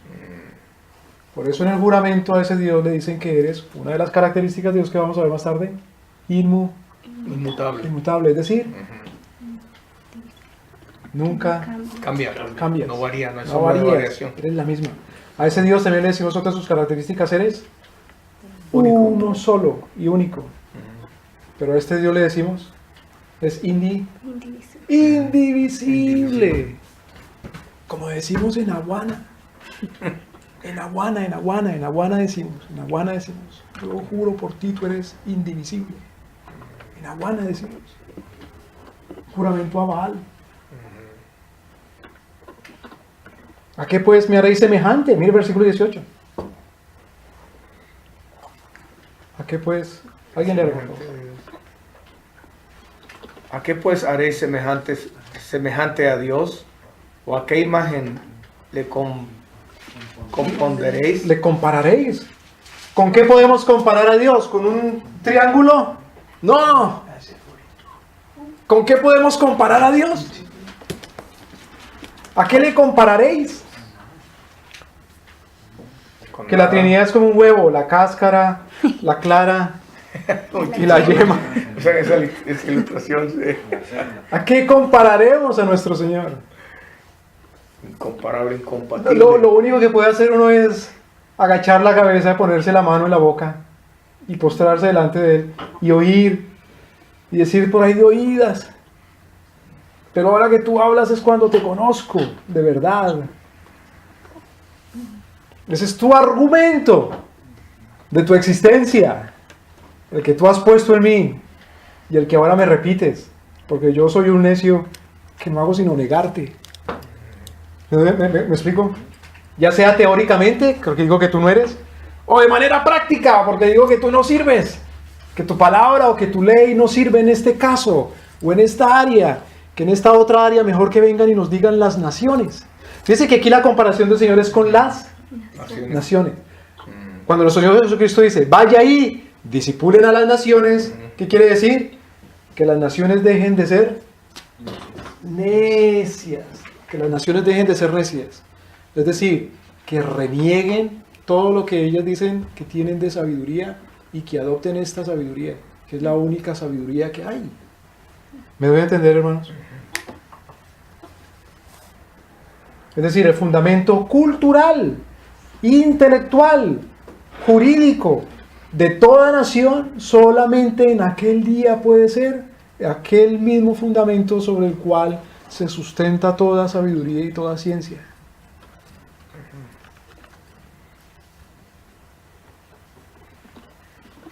Ahora, luego Isaías, que es un profeta bien sarcástico, hace una comparación de un hombre que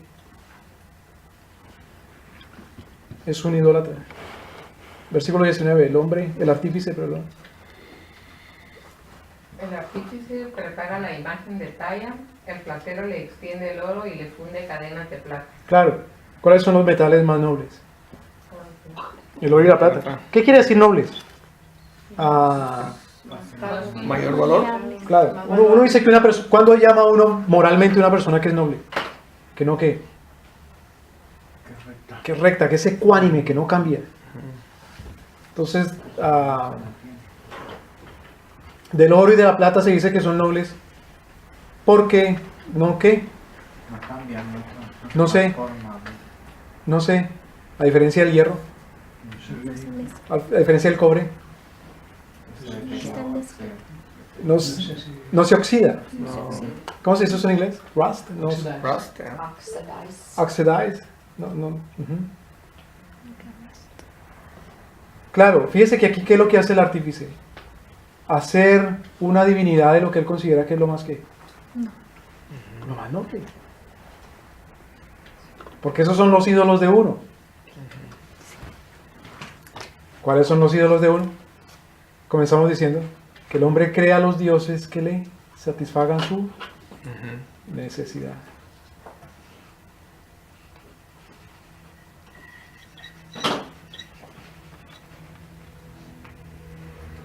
Versículo 20, el pobre escoge para ofrecerle madera. Claro, el sabio que es, perdóname, el rico que escoge, cuando eso habla aquí el artífice, es un hombre que tiene la capacidad económica que escoge el oro y Oro y plata. plata. Los El mejores. pobre Escoge para ofrecerle madera, Madera. que no sea polilla. Que no sea por ahí. Se busca un maestro sabio que le haga una imagen de talla que no se mueva. Bueno, entonces cada uno según su capacidad escoge su propio Dios. Unos tienen una capacidad intelectual, otros otro. Unos tienen una capacidad cultural, otros otro. Unos tienen una capacidad económica, otros otro. Unos viven en un país, otros viven en otro. Unos tienen una serie de expectativas de la vida, otros tienen otras expectativas. Versículo 21. ¿No sabéis? ¿No habéis oído? Nunca. Mira las preguntas retóricas que hace nuestro Señor, y nuestro Señor apela al conocimiento del hombre.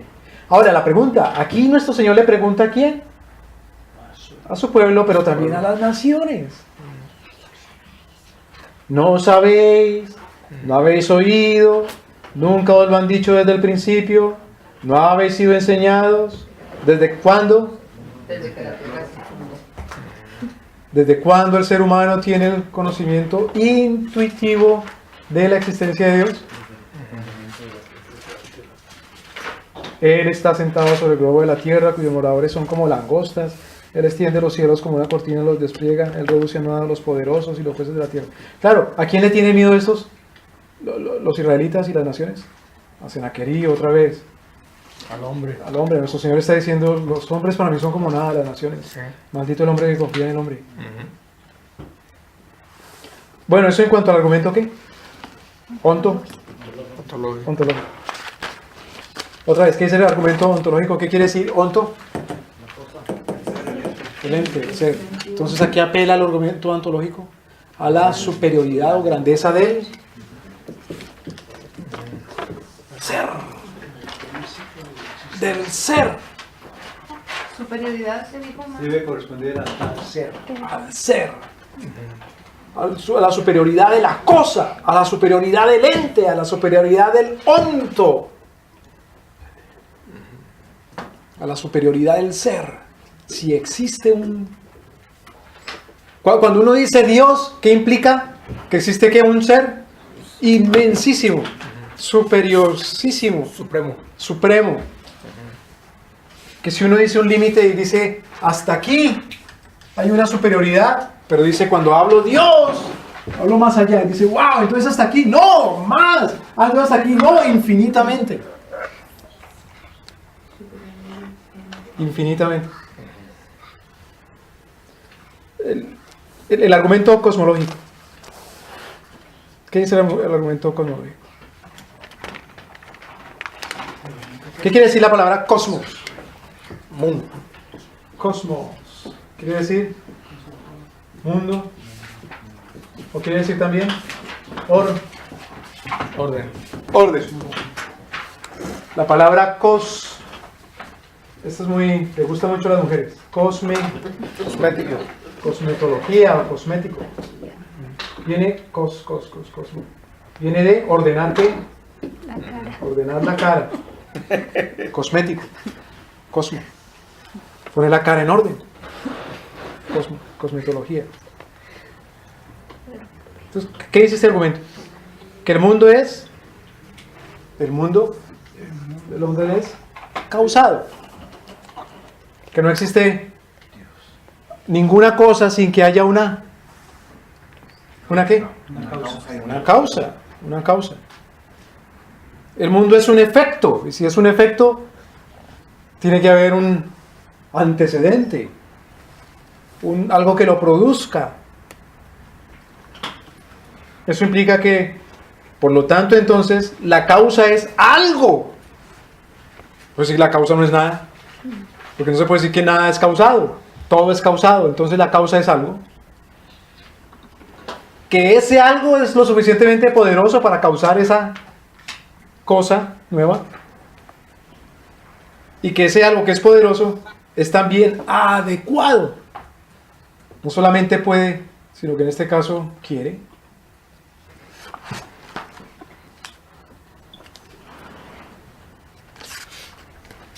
Ahora, ¿qué dice nuestro Señor? Pues fue Tomás, fue Aristóteles. ¿Qué dice nuestro Señor? Vamos a Juan capítulo 1.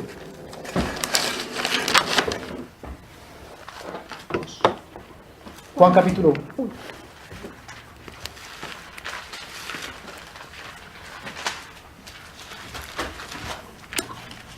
Alguien lea por favor desde el versículo 1.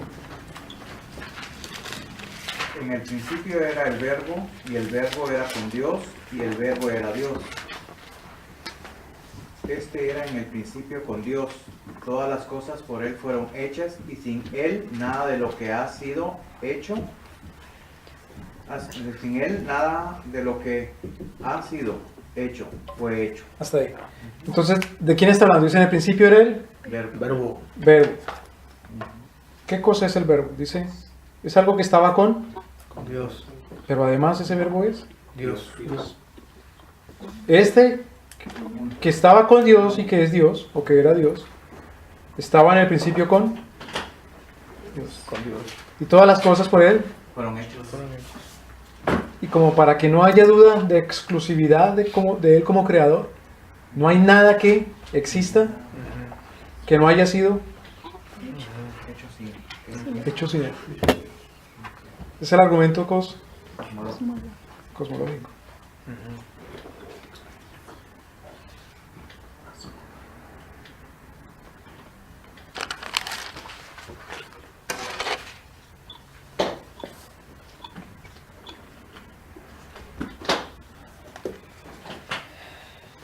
Ahora los necios dicen,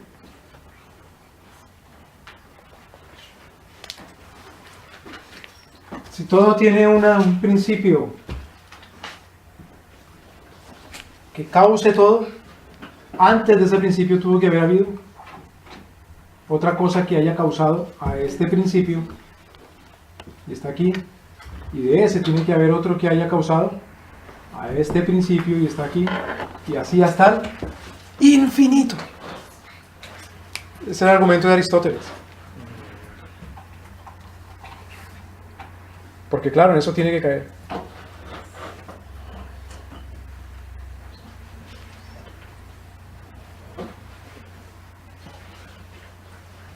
Ese es el argumento de los mormones.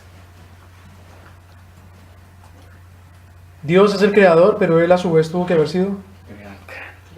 Pero ese además que creó a Dios tuvo que haber sido. Pero ese además que creó a Dios, a ese tuvo que haber sido. ¿Hasta dónde? Y si es hasta el infinito, entonces tiene que haber también necesariamente una sucesión de dioses. Por lo tanto, este Dios que fue creado tuvo que crear a otro Dios, y este Dios que fue creado tuvo que crear a otro, y luego a otro, hasta... algo que creó el infinito. Y por lo tanto, ¿qué somos nosotros también? Dioses. Según ellos. Claro, somos dioses. ¿Qué dice nuestro Señor? Alguien lea el versículo 4, por favor. En Él estaba la vida, y la vida era la luz de los hombres. Cuando dice en Él estaba la vida, quiere decir que ¿quién le dio la vida a Él? Nadie. Nadie, porque es que en Él está. A él le Otra vez como nuestro Señor le dice a Moisés, yo soy. Entonces no que Él es la causa de todo, sino que Él es la causa de todo que no tiene ninguna causa. Eso lo vamos a ver cuando estudiemos la aceidad. Son los de las... ¿Cómo se llama? De los atributos de Dios nuestro Señor. Continuamos para que podamos ver. El otro argumento es el argumento teleológico. El argumento teleológico. Teleológico. Tele. Como televisor. Teleológico. Viene de tele, porque digo telema. Telema. ¿Qué quiere decir la meta o el objetivo? Meta o el objetivo. Cuando uno mira televisión, está viendo el objetivo de lejos. Desde lejos lo están transmitiendo. Está viendo el objetivo. Cuando hay gente que dice que se comunica telepáticamente, entonces el objetivo es de mente a mente, en la distancia. Lo que quiere decir teleológico es la meta o el objetivo o el propósito. Meta, el objetivo, el propósito. ¿Qué dice el argumento teleológico? que no solamente el universo, la creación, tiene un principio que comenzó acá, digamos, al principio, sino que uno ve en la creación que hay una especie de propósito. Aquí es en cuanto a principio, donde comienza, pero también tiene un propósito. Y ese propósito lo vemos porque hay un designio, diseño. La palabra designio, diseño en español tiene la misma raíz. Designio, diseño. Hay una frase que le llaman a eso, designio providencial. Designio providencial. Designio providencial tiene que ver con el propósito que Dios pone en la creación entera como unidad, y también en el propósito que el Señor le da a cada cosa del universo. El propósito del universo entero y el propósito de cada cosa del universo. ¿Me deben entender? Entonces dicen los apologistas, dicen el universo, la creación no tiene solamente un comienzo, sino que tiene un fin. Tiene una aplicación. Y por lo tanto, tiene que tener un diseño. Porque si alguien le da el comienzo, ese alguien también le da el fin. Es decir, le da el propósito.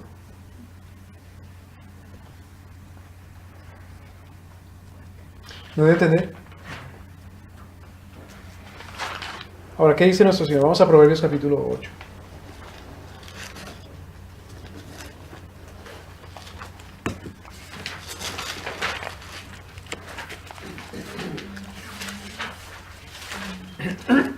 Recuerda que nuestro Señor Jesucristo dice, y no perdamos Juan capítulo 1. Ahí vamos a ver. No perdamos Juan capítulo 1. Y Proverbios capítulo 8.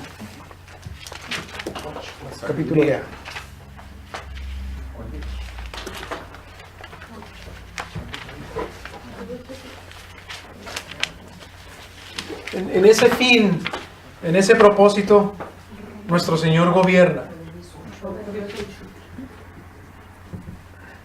En ese propósito, o en ese fin, nuestro Señor gobierna. Es decir, ¿en qué consiste el gobierno? En llevar las cosas a un qué?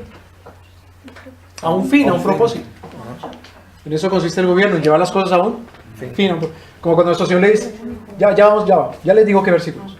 Cuando nuestro Señor crea a Adán y le dice, nuestro Señor le da una finquita, una herencia a Adán. Le da un rancho. ¿Cómo se llama esa finca, ese rancho? El jardín del Edén. Le dice, te lo doy para que lo gobiernes. ¿Y en qué consiste el gobierno? En que lo siembre, lo produzca y lo cuide. Claro. Entonces el fin de nuestro Señor del Edén es que produzca. ¿Quién lo crea? Nuestro Señor con un propósito, con un fin. Ahora, ¿recuerdan que Juan capítulo 1, versículo 1 dice, en el principio era el verbo? ¿Qué en griego quiere decir qué? La palabra, ¿no? La palabra. Logos. Claro. En griego le dicen logos. Y esa palabra, logos, es una palabra sabia, es una palabra de sabiduría.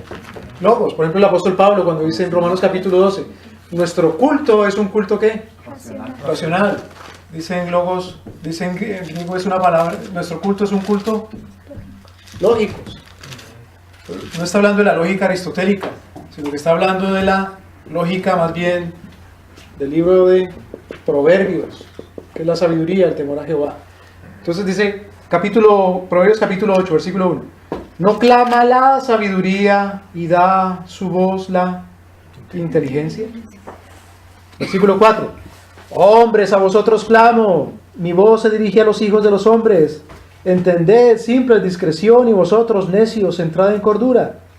Versículo 7. Porque mi boca hablará verdad, y la impiedad abomina en mis labios. Versículo 8.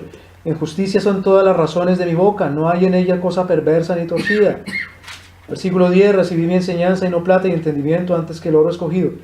Porque mejor es la sabiduría que las piedras preciosas, y todas las cosas que se puedan desear no son de comparar con ella. Yo la sabiduría habito con la prudencia y hallo el conocimiento en los consejos. Versículo 13. El temor de Jehová es aborrecer el mal, la soberbia y la arrogancia, el mal camino y la boca perversa aborrezco. Versículo 15. Por mí reinan los reyes, los príncipes determinan. Entonces preguntémonos, ¿todos los príncipes determinan justicia por esta sabiduría? Sennacherib, Manasés, Nabucodonosor, Herodes. ¿Para qué decimos otros más cerquita? ¿Determinan justicia por esta sabiduría de nuestro Señor? Entonces, ¿por qué dice, por mí reinan los reyes y los príncipes determinan justicia? Porque hay un propósito para esa justicia. Claro. ¿Qué le dice nuestro Señor a Pilato? ¿No tendrías ninguna autoridad si no te hubiese sido dada, en otras palabras, por mí? De lo alto. De lo alto, o sea, por Cristo mismo, por el que tiene frente. Es el propósito de todo. Ahora, vamos. Versículo 22. Jehová me poseía en el principio. ¿Cómo dice Juan capítulo 1, versículo 1? En el principio era él. Verbo. Y el verbo estaba con Dios. Dice aquí, Jehová me poseía en él. ¿A quién? A la sabiduría, al logos. Versículo 23. Desde la eternidad tuve el principado, desde el principio, antes de la tierra, antes de los abismos fue engendrada. ¿Quién es el engendrado eternamente? Cristo. Cristo es eternamente engendrado. Según los credos, el credo de Atanasio, por ejemplo. Versículo 25. Antes que los montes fuesen fundados, antes de los collados era yo engendrada. No había aún hecho la tierra, ni los campos, ni el principio del polvo del mundo. Cuando formó los cielos, allí estaba yo. ¿Qué decía el versículo 2 que habíamos leído? Sin él, perdón, el versículo 3. Todas las cosas por él fueron hechas y sin él nada de lo que ha sido hecho fue hecho. Bueno, eso es el principio cosmológico, pero ¿qué el teleológico? Ahora miremos. ¿En cuál quedamos? Versículo 25. Antes que los montes fuesen fundados. Versículo 26. No había aún hecho la tierra, ni los campos, ni el principio del polvo del mundo. Versículo 27. Cuando formó los cielos, allí estaba yo. Cuando trazó un círculo sobre la faz del abismo. Cuando estableció. Ahora está hablando de orden, de diseño. Cuando afirmó las fuentes del abismo. Cuando al mar puso sus límites, es decir, gobierno, diseño, para que las aguas no pasasen, su mandamiento, diseño. Cuando estableció, diseño, los fundamentos, diseño. Yo estaba con él haciendo ¿qué? Ordenándolo, dándole un diseño, orden. ¿Me voy a entender? En el mundo natural y que requiere esas leyes, escribiendo la matemática de el mundo material. En lo que requiere justicia, escribiendo la ley del mundo de la justicia, es decir, la ley moral, y la ley moral aplicada a todo orden. Al orden civil, familiar, en fin, eclesial. Porque dice, por mí reinan los reyes e imparten justicia. Yo estaba con él ordenándolo todo. Y para nuestro Señor ordenar, es decir, darle un propósito a cada cosa, es un afecto. ¿Cómo llama él el afecto? Es un afecto que es ¿qué? Versículo 30. ¿Cuál es ese afecto del Señor? Al darle a cada cosa De día en día. Solaz. Delicia. Solaz. Teniendo solaz. delante de él en todo tiempo. ¿qué quiere decir solaz? Regocijo, gozo. Entonces nuestro Señor se goza ¿en qué? En que cada cosa cumpla su función, su propósito. ¿Cuál es la indignación que tiene nuestro Señor cuando le deja una platica, un dinerito a un señor y ese señor va y lo entierra? ¿Le da mucha alegría? No, le da enojo. ¿Por qué? Porque ¿cuál es la función de la platica? Servir como que una de las funciones de la platica. ¿Cómo se llama eso? Comercio. ¿Qué es un capital en economía? Una platica que produce más Platica. Como decía un señor, una vaquita son 2 vaquitas, 2 vaquitas son 4 vaquitas son. Eso se llama. Ahí está el jardín para que lo cultives y lo cuides. Es decir, para que cumpla su función, su propósito. ¿Me deben entender? Sí. Entonces hay un capital que se llama la justicia. Perdón, hay un capital, perdón, está mal. Hay un capital que se llama la ley. La ley conduce, si es ley, a la justicia. ¿Qué le dice el Señor a los fariseos y a los escribas? Ustedes que cumplen la ley, que diezman, pero se olvidan de la justicia y de la misericordia y de la fe. ¿Qué es el propósito de qué? De la ley. ¿Me voy a entender?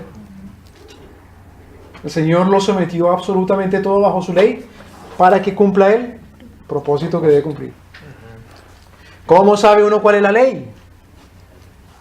Sentándose a especular, a ver, eligiendo hombres sabios para que ellos sí nos digan. ¿Cómo sabe uno cuál es la ley?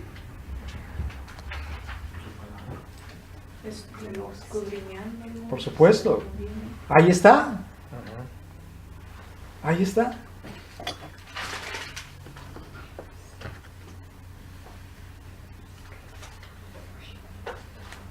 A nuestro Señor no se le agrada sino con fe. Pero uno tiene fe si no le cree a quién. A Él, realmente. Y creerle a Él es creerle que es su palabra, es decir, creer todos sus mandamientos. ¿Me explico? Claro, por eso es una maldición tan grande separar el Evangelio de los mandamientos de nuestro Señor. Si nada más obedeces mis Sí, mandamientos. eso es mis mandamientos. Claro, de otra manera la fe es como un cuero, una moneda de cuero. Es como un dólar emitido, un billete emitido por un banco de la República, por un banco central. No tiene ningún respaldo. No está acuñado. No está acuñado en algo valioso.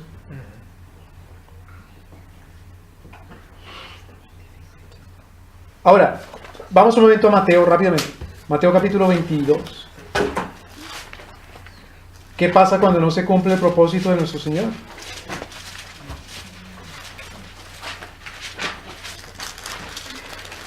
¿De verdad uno cree en Dios? Y si yo creo el argumento teleológico cuando no cumple los propósitos de Dios.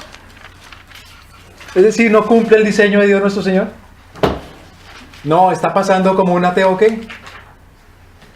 ¿Teórico? ¿Como un ateo qué? Práctico.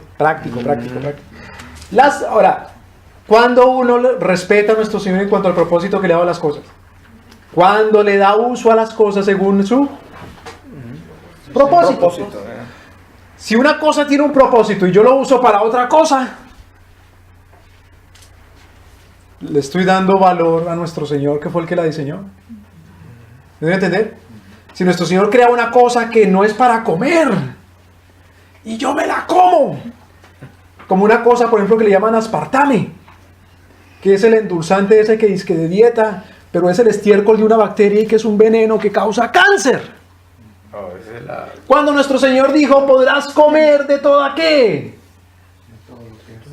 ¿De todo qué? De todo lo creado, absolutamente todo lo que es creado te puedes comer. No. ¿Qué dice nuestro Señor? ¿Podrás comer de todo? Árboles. De todo fruto, de los árboles y de hierba que es para comer. Y después con el tiempo dijo, mata y come, de todo animal te servirá para comer. Entonces hay cosas que son para comer y otras cosas que no son para comer. Y cuando uno come las cosas que no son para comer, ¿qué le pasa? Se intoxica, se envenena. Mire, dijo en Mateo capítulo 22. Perdone, 21, versículo 18 y 19. Por la mañana, volviendo a la ciudad, tuvo hambre. Hasta ahí. Volviendo a cuál ciudad, ¿en dónde está el Señor? Estos ya son los últimos capítulos de Mateo. La ciudad de... la última ciudad en donde estuvo Jesús. Jerusalén. Entonces, volviendo a la ciudad, seguramente el Señor se quedaba a dormir. Dicen, de repente estaba posando en la casa de la familia de Lázaro. Ahí cerquita, ¿no? Bien cerquita estaba ahí, como 1 o 2 millas. Luego entraba a Jerusalén por la mañana. Tuvo hambre, es decir, el Señor quería desayunar por la mañana. 22, 18. Capítulo 21. Versículo 19. ¿Qué pasó entonces? Una higuera. ¿Qué es una higuera? Es un árbol. Es un árbol de Frutos. De higos, claro, sí, de breva, le decimos nosotros. ¿Cómo le dice? Breva. Entonces, ¿para qué es el árbol de brevas, de higos? ¿Para producir qué? Higos. ¿Y para qué el Señor creó los árboles para que produzcan higos? Para que la gente y los animales se coman los higos. El propósito de nuestro Señor. ¿Y qué pasó entonces? Viendo una higuera cerca del camino, vino a ella. Vino a ella Y no hay nada en Mire, ella. mire la ilustración. Nuestro Señor va por el camino para Jerusalén. Va a entrar por la puerta, esa grandota que tenía una de las puertas de las murallas. Y a lo lejos ve un árbol de higuera. Entonces el Señor se desvía del camino y se va para el árbol. Pero cuando se acerca al árbol y empieza a buscar, no hay higos. ¿Qué dijo nuestro Señor? No había sino qué, Hojas, sino hojas. ¿Qué dijo nuestro Señor? Nunca jamás nazca de ti fruto. Y al instante se secó. ¿Porque no cumplió qué? El propósito. Porque nuestro Señor fue su delicia, su deleite de nuestro Señor, ordenarlo, establecerlo, planearlo, diseñarlo, darle un propósito a todo en conjunto universal y a cada cosa en particular. ¿Me explico?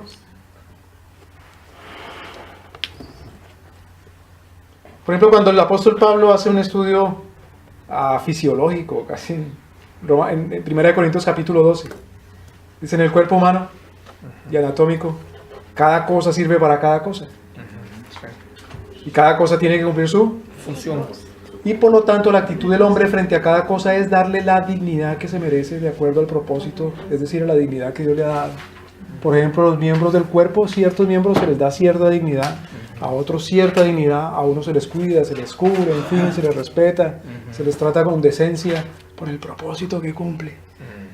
¿Sí me doy a entender? Es un argumento teleológico. Ahora, mire, ahora sí, capítulo 21, versículo 42 y 43. Alguien léalo, por favor, rápidamente. Jesús les dijo: Jesús les dijo: ¿Nunca leíste en las Escrituras, la piedra que desecharon los edificadores ha venido a ser cabeza de ángulo? mire qué cosa tan interesante. Dice, hay un diseñador que se llama un arquitecto, un diseñador de edificios, que escogió una piedra para que ocupara un lugar especial en el edificio, y ese lugar especial se llama el ángulo, y por lo tanto escoge una piedra según el diseño.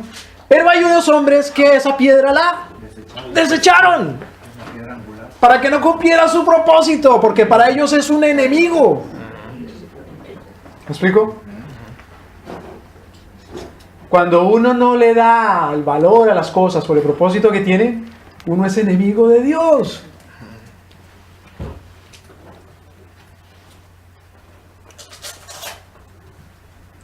Hay gente que dice, por ejemplo, que la materia como tal es fea y maldita y mala.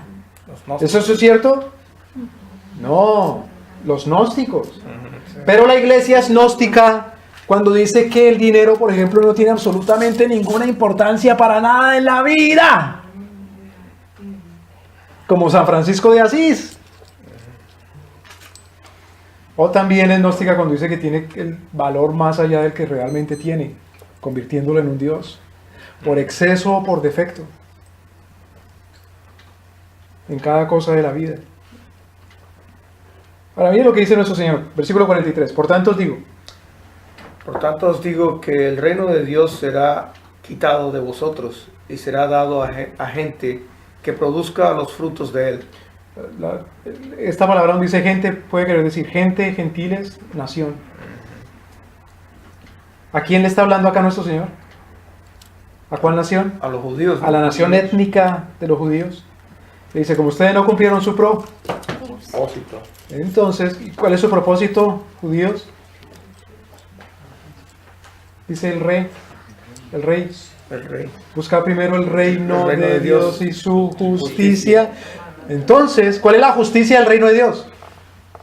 Pues Cristo mismo. ¿Solamente el cielo allá arriba hay una justicia por allá arriba? No, la justicia del reino de Dios es su palabra. Y Cristo es el que la cumple. Y nosotros la cumplimos en Él, en Cristo nuestro Señor, por fe. Pero como los judíos no cumplieron ese propósito, entonces dice el Señor, les quito el reino y se lo entregó a otra nación.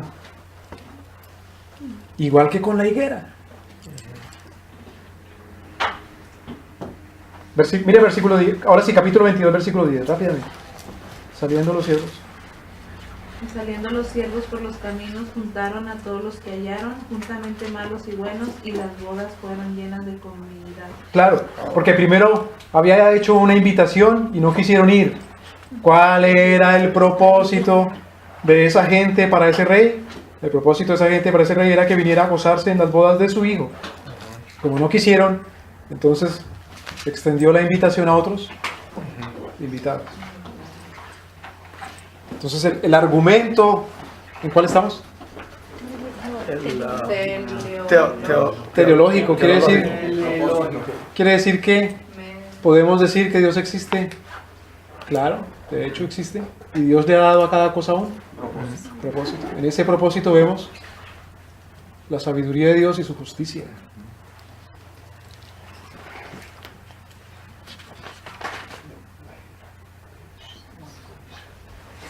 Mire esta cosa. Vemos su gloria y Su sabiduría. Su gloria y su sabiduría. Y justicia. Su divinidad. Su divinidad. Mire esta cosa. Hay gente que ha dicho, mire, no. Dios no tiene un diseño para todas las cosas. Ciertamente las cosas tienen un diseño, pero mismo Dios está diseñado para las cosas. ¿Me explico? Por ejemplo, Immanuel Kant pensaba así.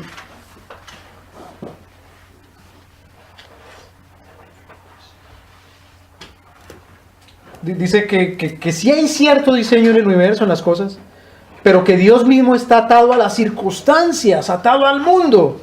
No es hacedor del mundo, sino que está atado al mundo. A ver, nuestro Señor sí crea al hombre, por ejemplo, pero nuestro Señor no crea las leyes que le da al hombre, por las cuales crea al hombre, y la materia con la cual creó al hombre. ¿Me debe entender? Por ejemplo, cuando nosotros hacemos una casa, pero los que hacen una casa van a Home Depot. Es decir, que ellos dependen ¿de qué? De Home Depot. el material. De los materiales. Piden un préstamo, entonces dependen ¿de qué? Del banco. Piden permiso, entonces dependen ¿de quién? Entonces hay algunos que creen que Dios sí crea las cosas, pero que depende todavía de los materiales y de las circunstancias y del tiempo y del lugar. ¿Me explico? Por ejemplo, los israelitas que decían creemos en Dios, pero para salvarnos de los asirios es mejor recurrir a los egipcios. Porque ¿qué va a hacer Dios? ¿Nos va a cuidar del ejército de los asirios? ¿Me debe entender? Una especie de ayúdate que yo te ayudaré. Porque Dios depende. Nuestro Señor depende. Mire hace poco comentábamos con unos hermanos. Por ejemplo, ¿quién creó el matrimonio? ¿Quién es el que da las reglas para el matrimonio? Dios. ¿Quién es el que da permiso para casarse? Dios. No, la alcaldía. Allá a la alcaldía hay que ir a pedir permiso para casarse. ¿Me doy a entender? Porque la cultura ha caído, decaído o no ha salido de esa mentalidad del demiurgo. ¿Me explico? ¿Quién creó la iglesia? Por lo tanto, ¿quién da permiso a establecer la iglesia? La ciudad. Hay que ir allá y pedir el permiso. Y uno le tiene miedo. ¿Me doy a entender? ¿Quién estableció esas leyes? Entonces Dios, solamente nuestro Señor. Por lo tanto, si nuestro Señor da una autoridad delegada, la autoridad delegada debe ser esa y no otra. ¿Cuál es la autoridad delegada que dio nuestro Señor que dé permiso para casarse? ¿O que da mejor aprobación? Los padres. ¿Me explico? ¿Me van a preguntar, pastor? No, ni siquiera el pastor, los padres. Bueno, pero esa es la mentalidad del demiurgo, pensar que Dios todavía como que juzga o rige en algunas cosas, pero está condicionado aún. Entonces no le da uno gloria a ese Dios según el argumento teleológico. Y por último el argumento moral. Rápidamente, solo mencioné el moral. Los seres humanos hacemos juicios morales, es decir, andamos juzgando las conductas de los hombres, nuestra conducta, diciendo esto es malo o es bueno. Entonces dice el argumento moral: tiene que haber una persona que haya creado y dicho y establecido lo que es bueno y lo que es malo. Por último, leamos Romanos capítulo 8 y despedimos con eso. Romanos capítulo 8.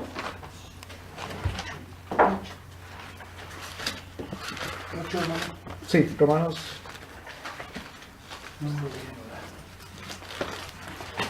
A ver. No, perdón. Juan capítulo 7. Juan capítulo 7.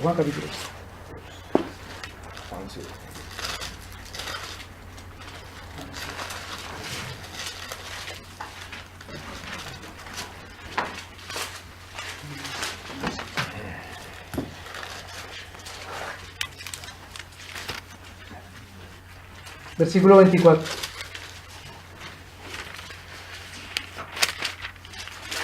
Mire el mandamiento que hace nuestro Señor. No juzguéis según las apariencias, sino juzgad con justo juicio. Wow. ¿Cómo se sabe cuál es el juicio justo? Pero la palabra no juzga todo, moralmente hablando. ¿O sí? Claro. Toda conducta humana. Absolutamente todo. Como cuando dice, si los gentiles sin la ley hacen lo que es la ley. Pero no porque tengan otra ley diferente a la palabra. Porque dice, sin conocer la ley resultan haciendo ¿qué? La ley. ¿Cuánto más entonces deben hacerlo los que tienen la ley? O tú que dices no matarás, resulta matando. En fin, el argumento de Pablo. En Romanos capítulo 2. Entonces el mandamiento es hacer la ley. Mire, versículo 19. Devolvámonos un poquito. No os dio Moisés la ley y ninguno de vosotros cumple la ley. ¿Por qué procuráis matarme? Entonces, ¿cómo sabe uno cómo juzgar justamente? Por la ley, no por la conducta de uno mismo. Entonces nuestro Señor dice, ustedes están juzgando, pero ustedes juzgan según su propia conducta. Ustedes saben cuál es la ley, pero ustedes no la cumplen, ustedes procuran matarme. Entonces llamamos a una cosa ilegal, porque un hombre abusivo lo llama ilegal. Llamamos a una cosa legal, porque un hombre abusivo lo llama legal. O llamaremos mejor a una cosa o a una persona legal, si Dios lo llama legal. Entonces, sí, fíjense, nosotros decimos, ¿no? Yo creo en el argumento moral, pero si yo trato a una persona de ilegal, cuando Dios no lo llama ilegal, estoy actuando como un ateo práctico. ¿Me deben entender? ¿Perdón? Hermano Francisco, quiero orar, por favor, para despedir. Amantísimo Padre Celestial, gracias, Señor, por este tiempo que estuvimos cada uno de tus hijos aquí presentes, Señor. Ponemos en tus manos al profesor, Señor, Alex, Señor, que nos compartió la clase, Señor. Que usted lo siga llenando de sabiduría y entendimiento. Gracias por el Espíritu Santo, Señor, que nos iluminó en esta noche, Señor. Yo le pido por cada uno de los hermanos que están aprendiendo en esta clase, Señor, que usted les cuide y les guarde, Señor, que cuide sus familias, Señor, que nos dé sabiduría y entendimiento también para dirigir a su pueblo, Señor. Le ponemos en sus manos a cualquiera de nosotros que tenga una situación difícil en su hogar, Señor. La ponemos en sus manos, Señor. También, Señor, le ponemos los trabajos de mis hermanos aquí presentes, Señor. Que usted cuide y guarde su entrada y su salida de sus hogares, Señor. Y que usted les bendiga a cada uno de ellos. Para usted sea la gloria y la honra. En Jesucristo nuestro Señor oramos. Amén.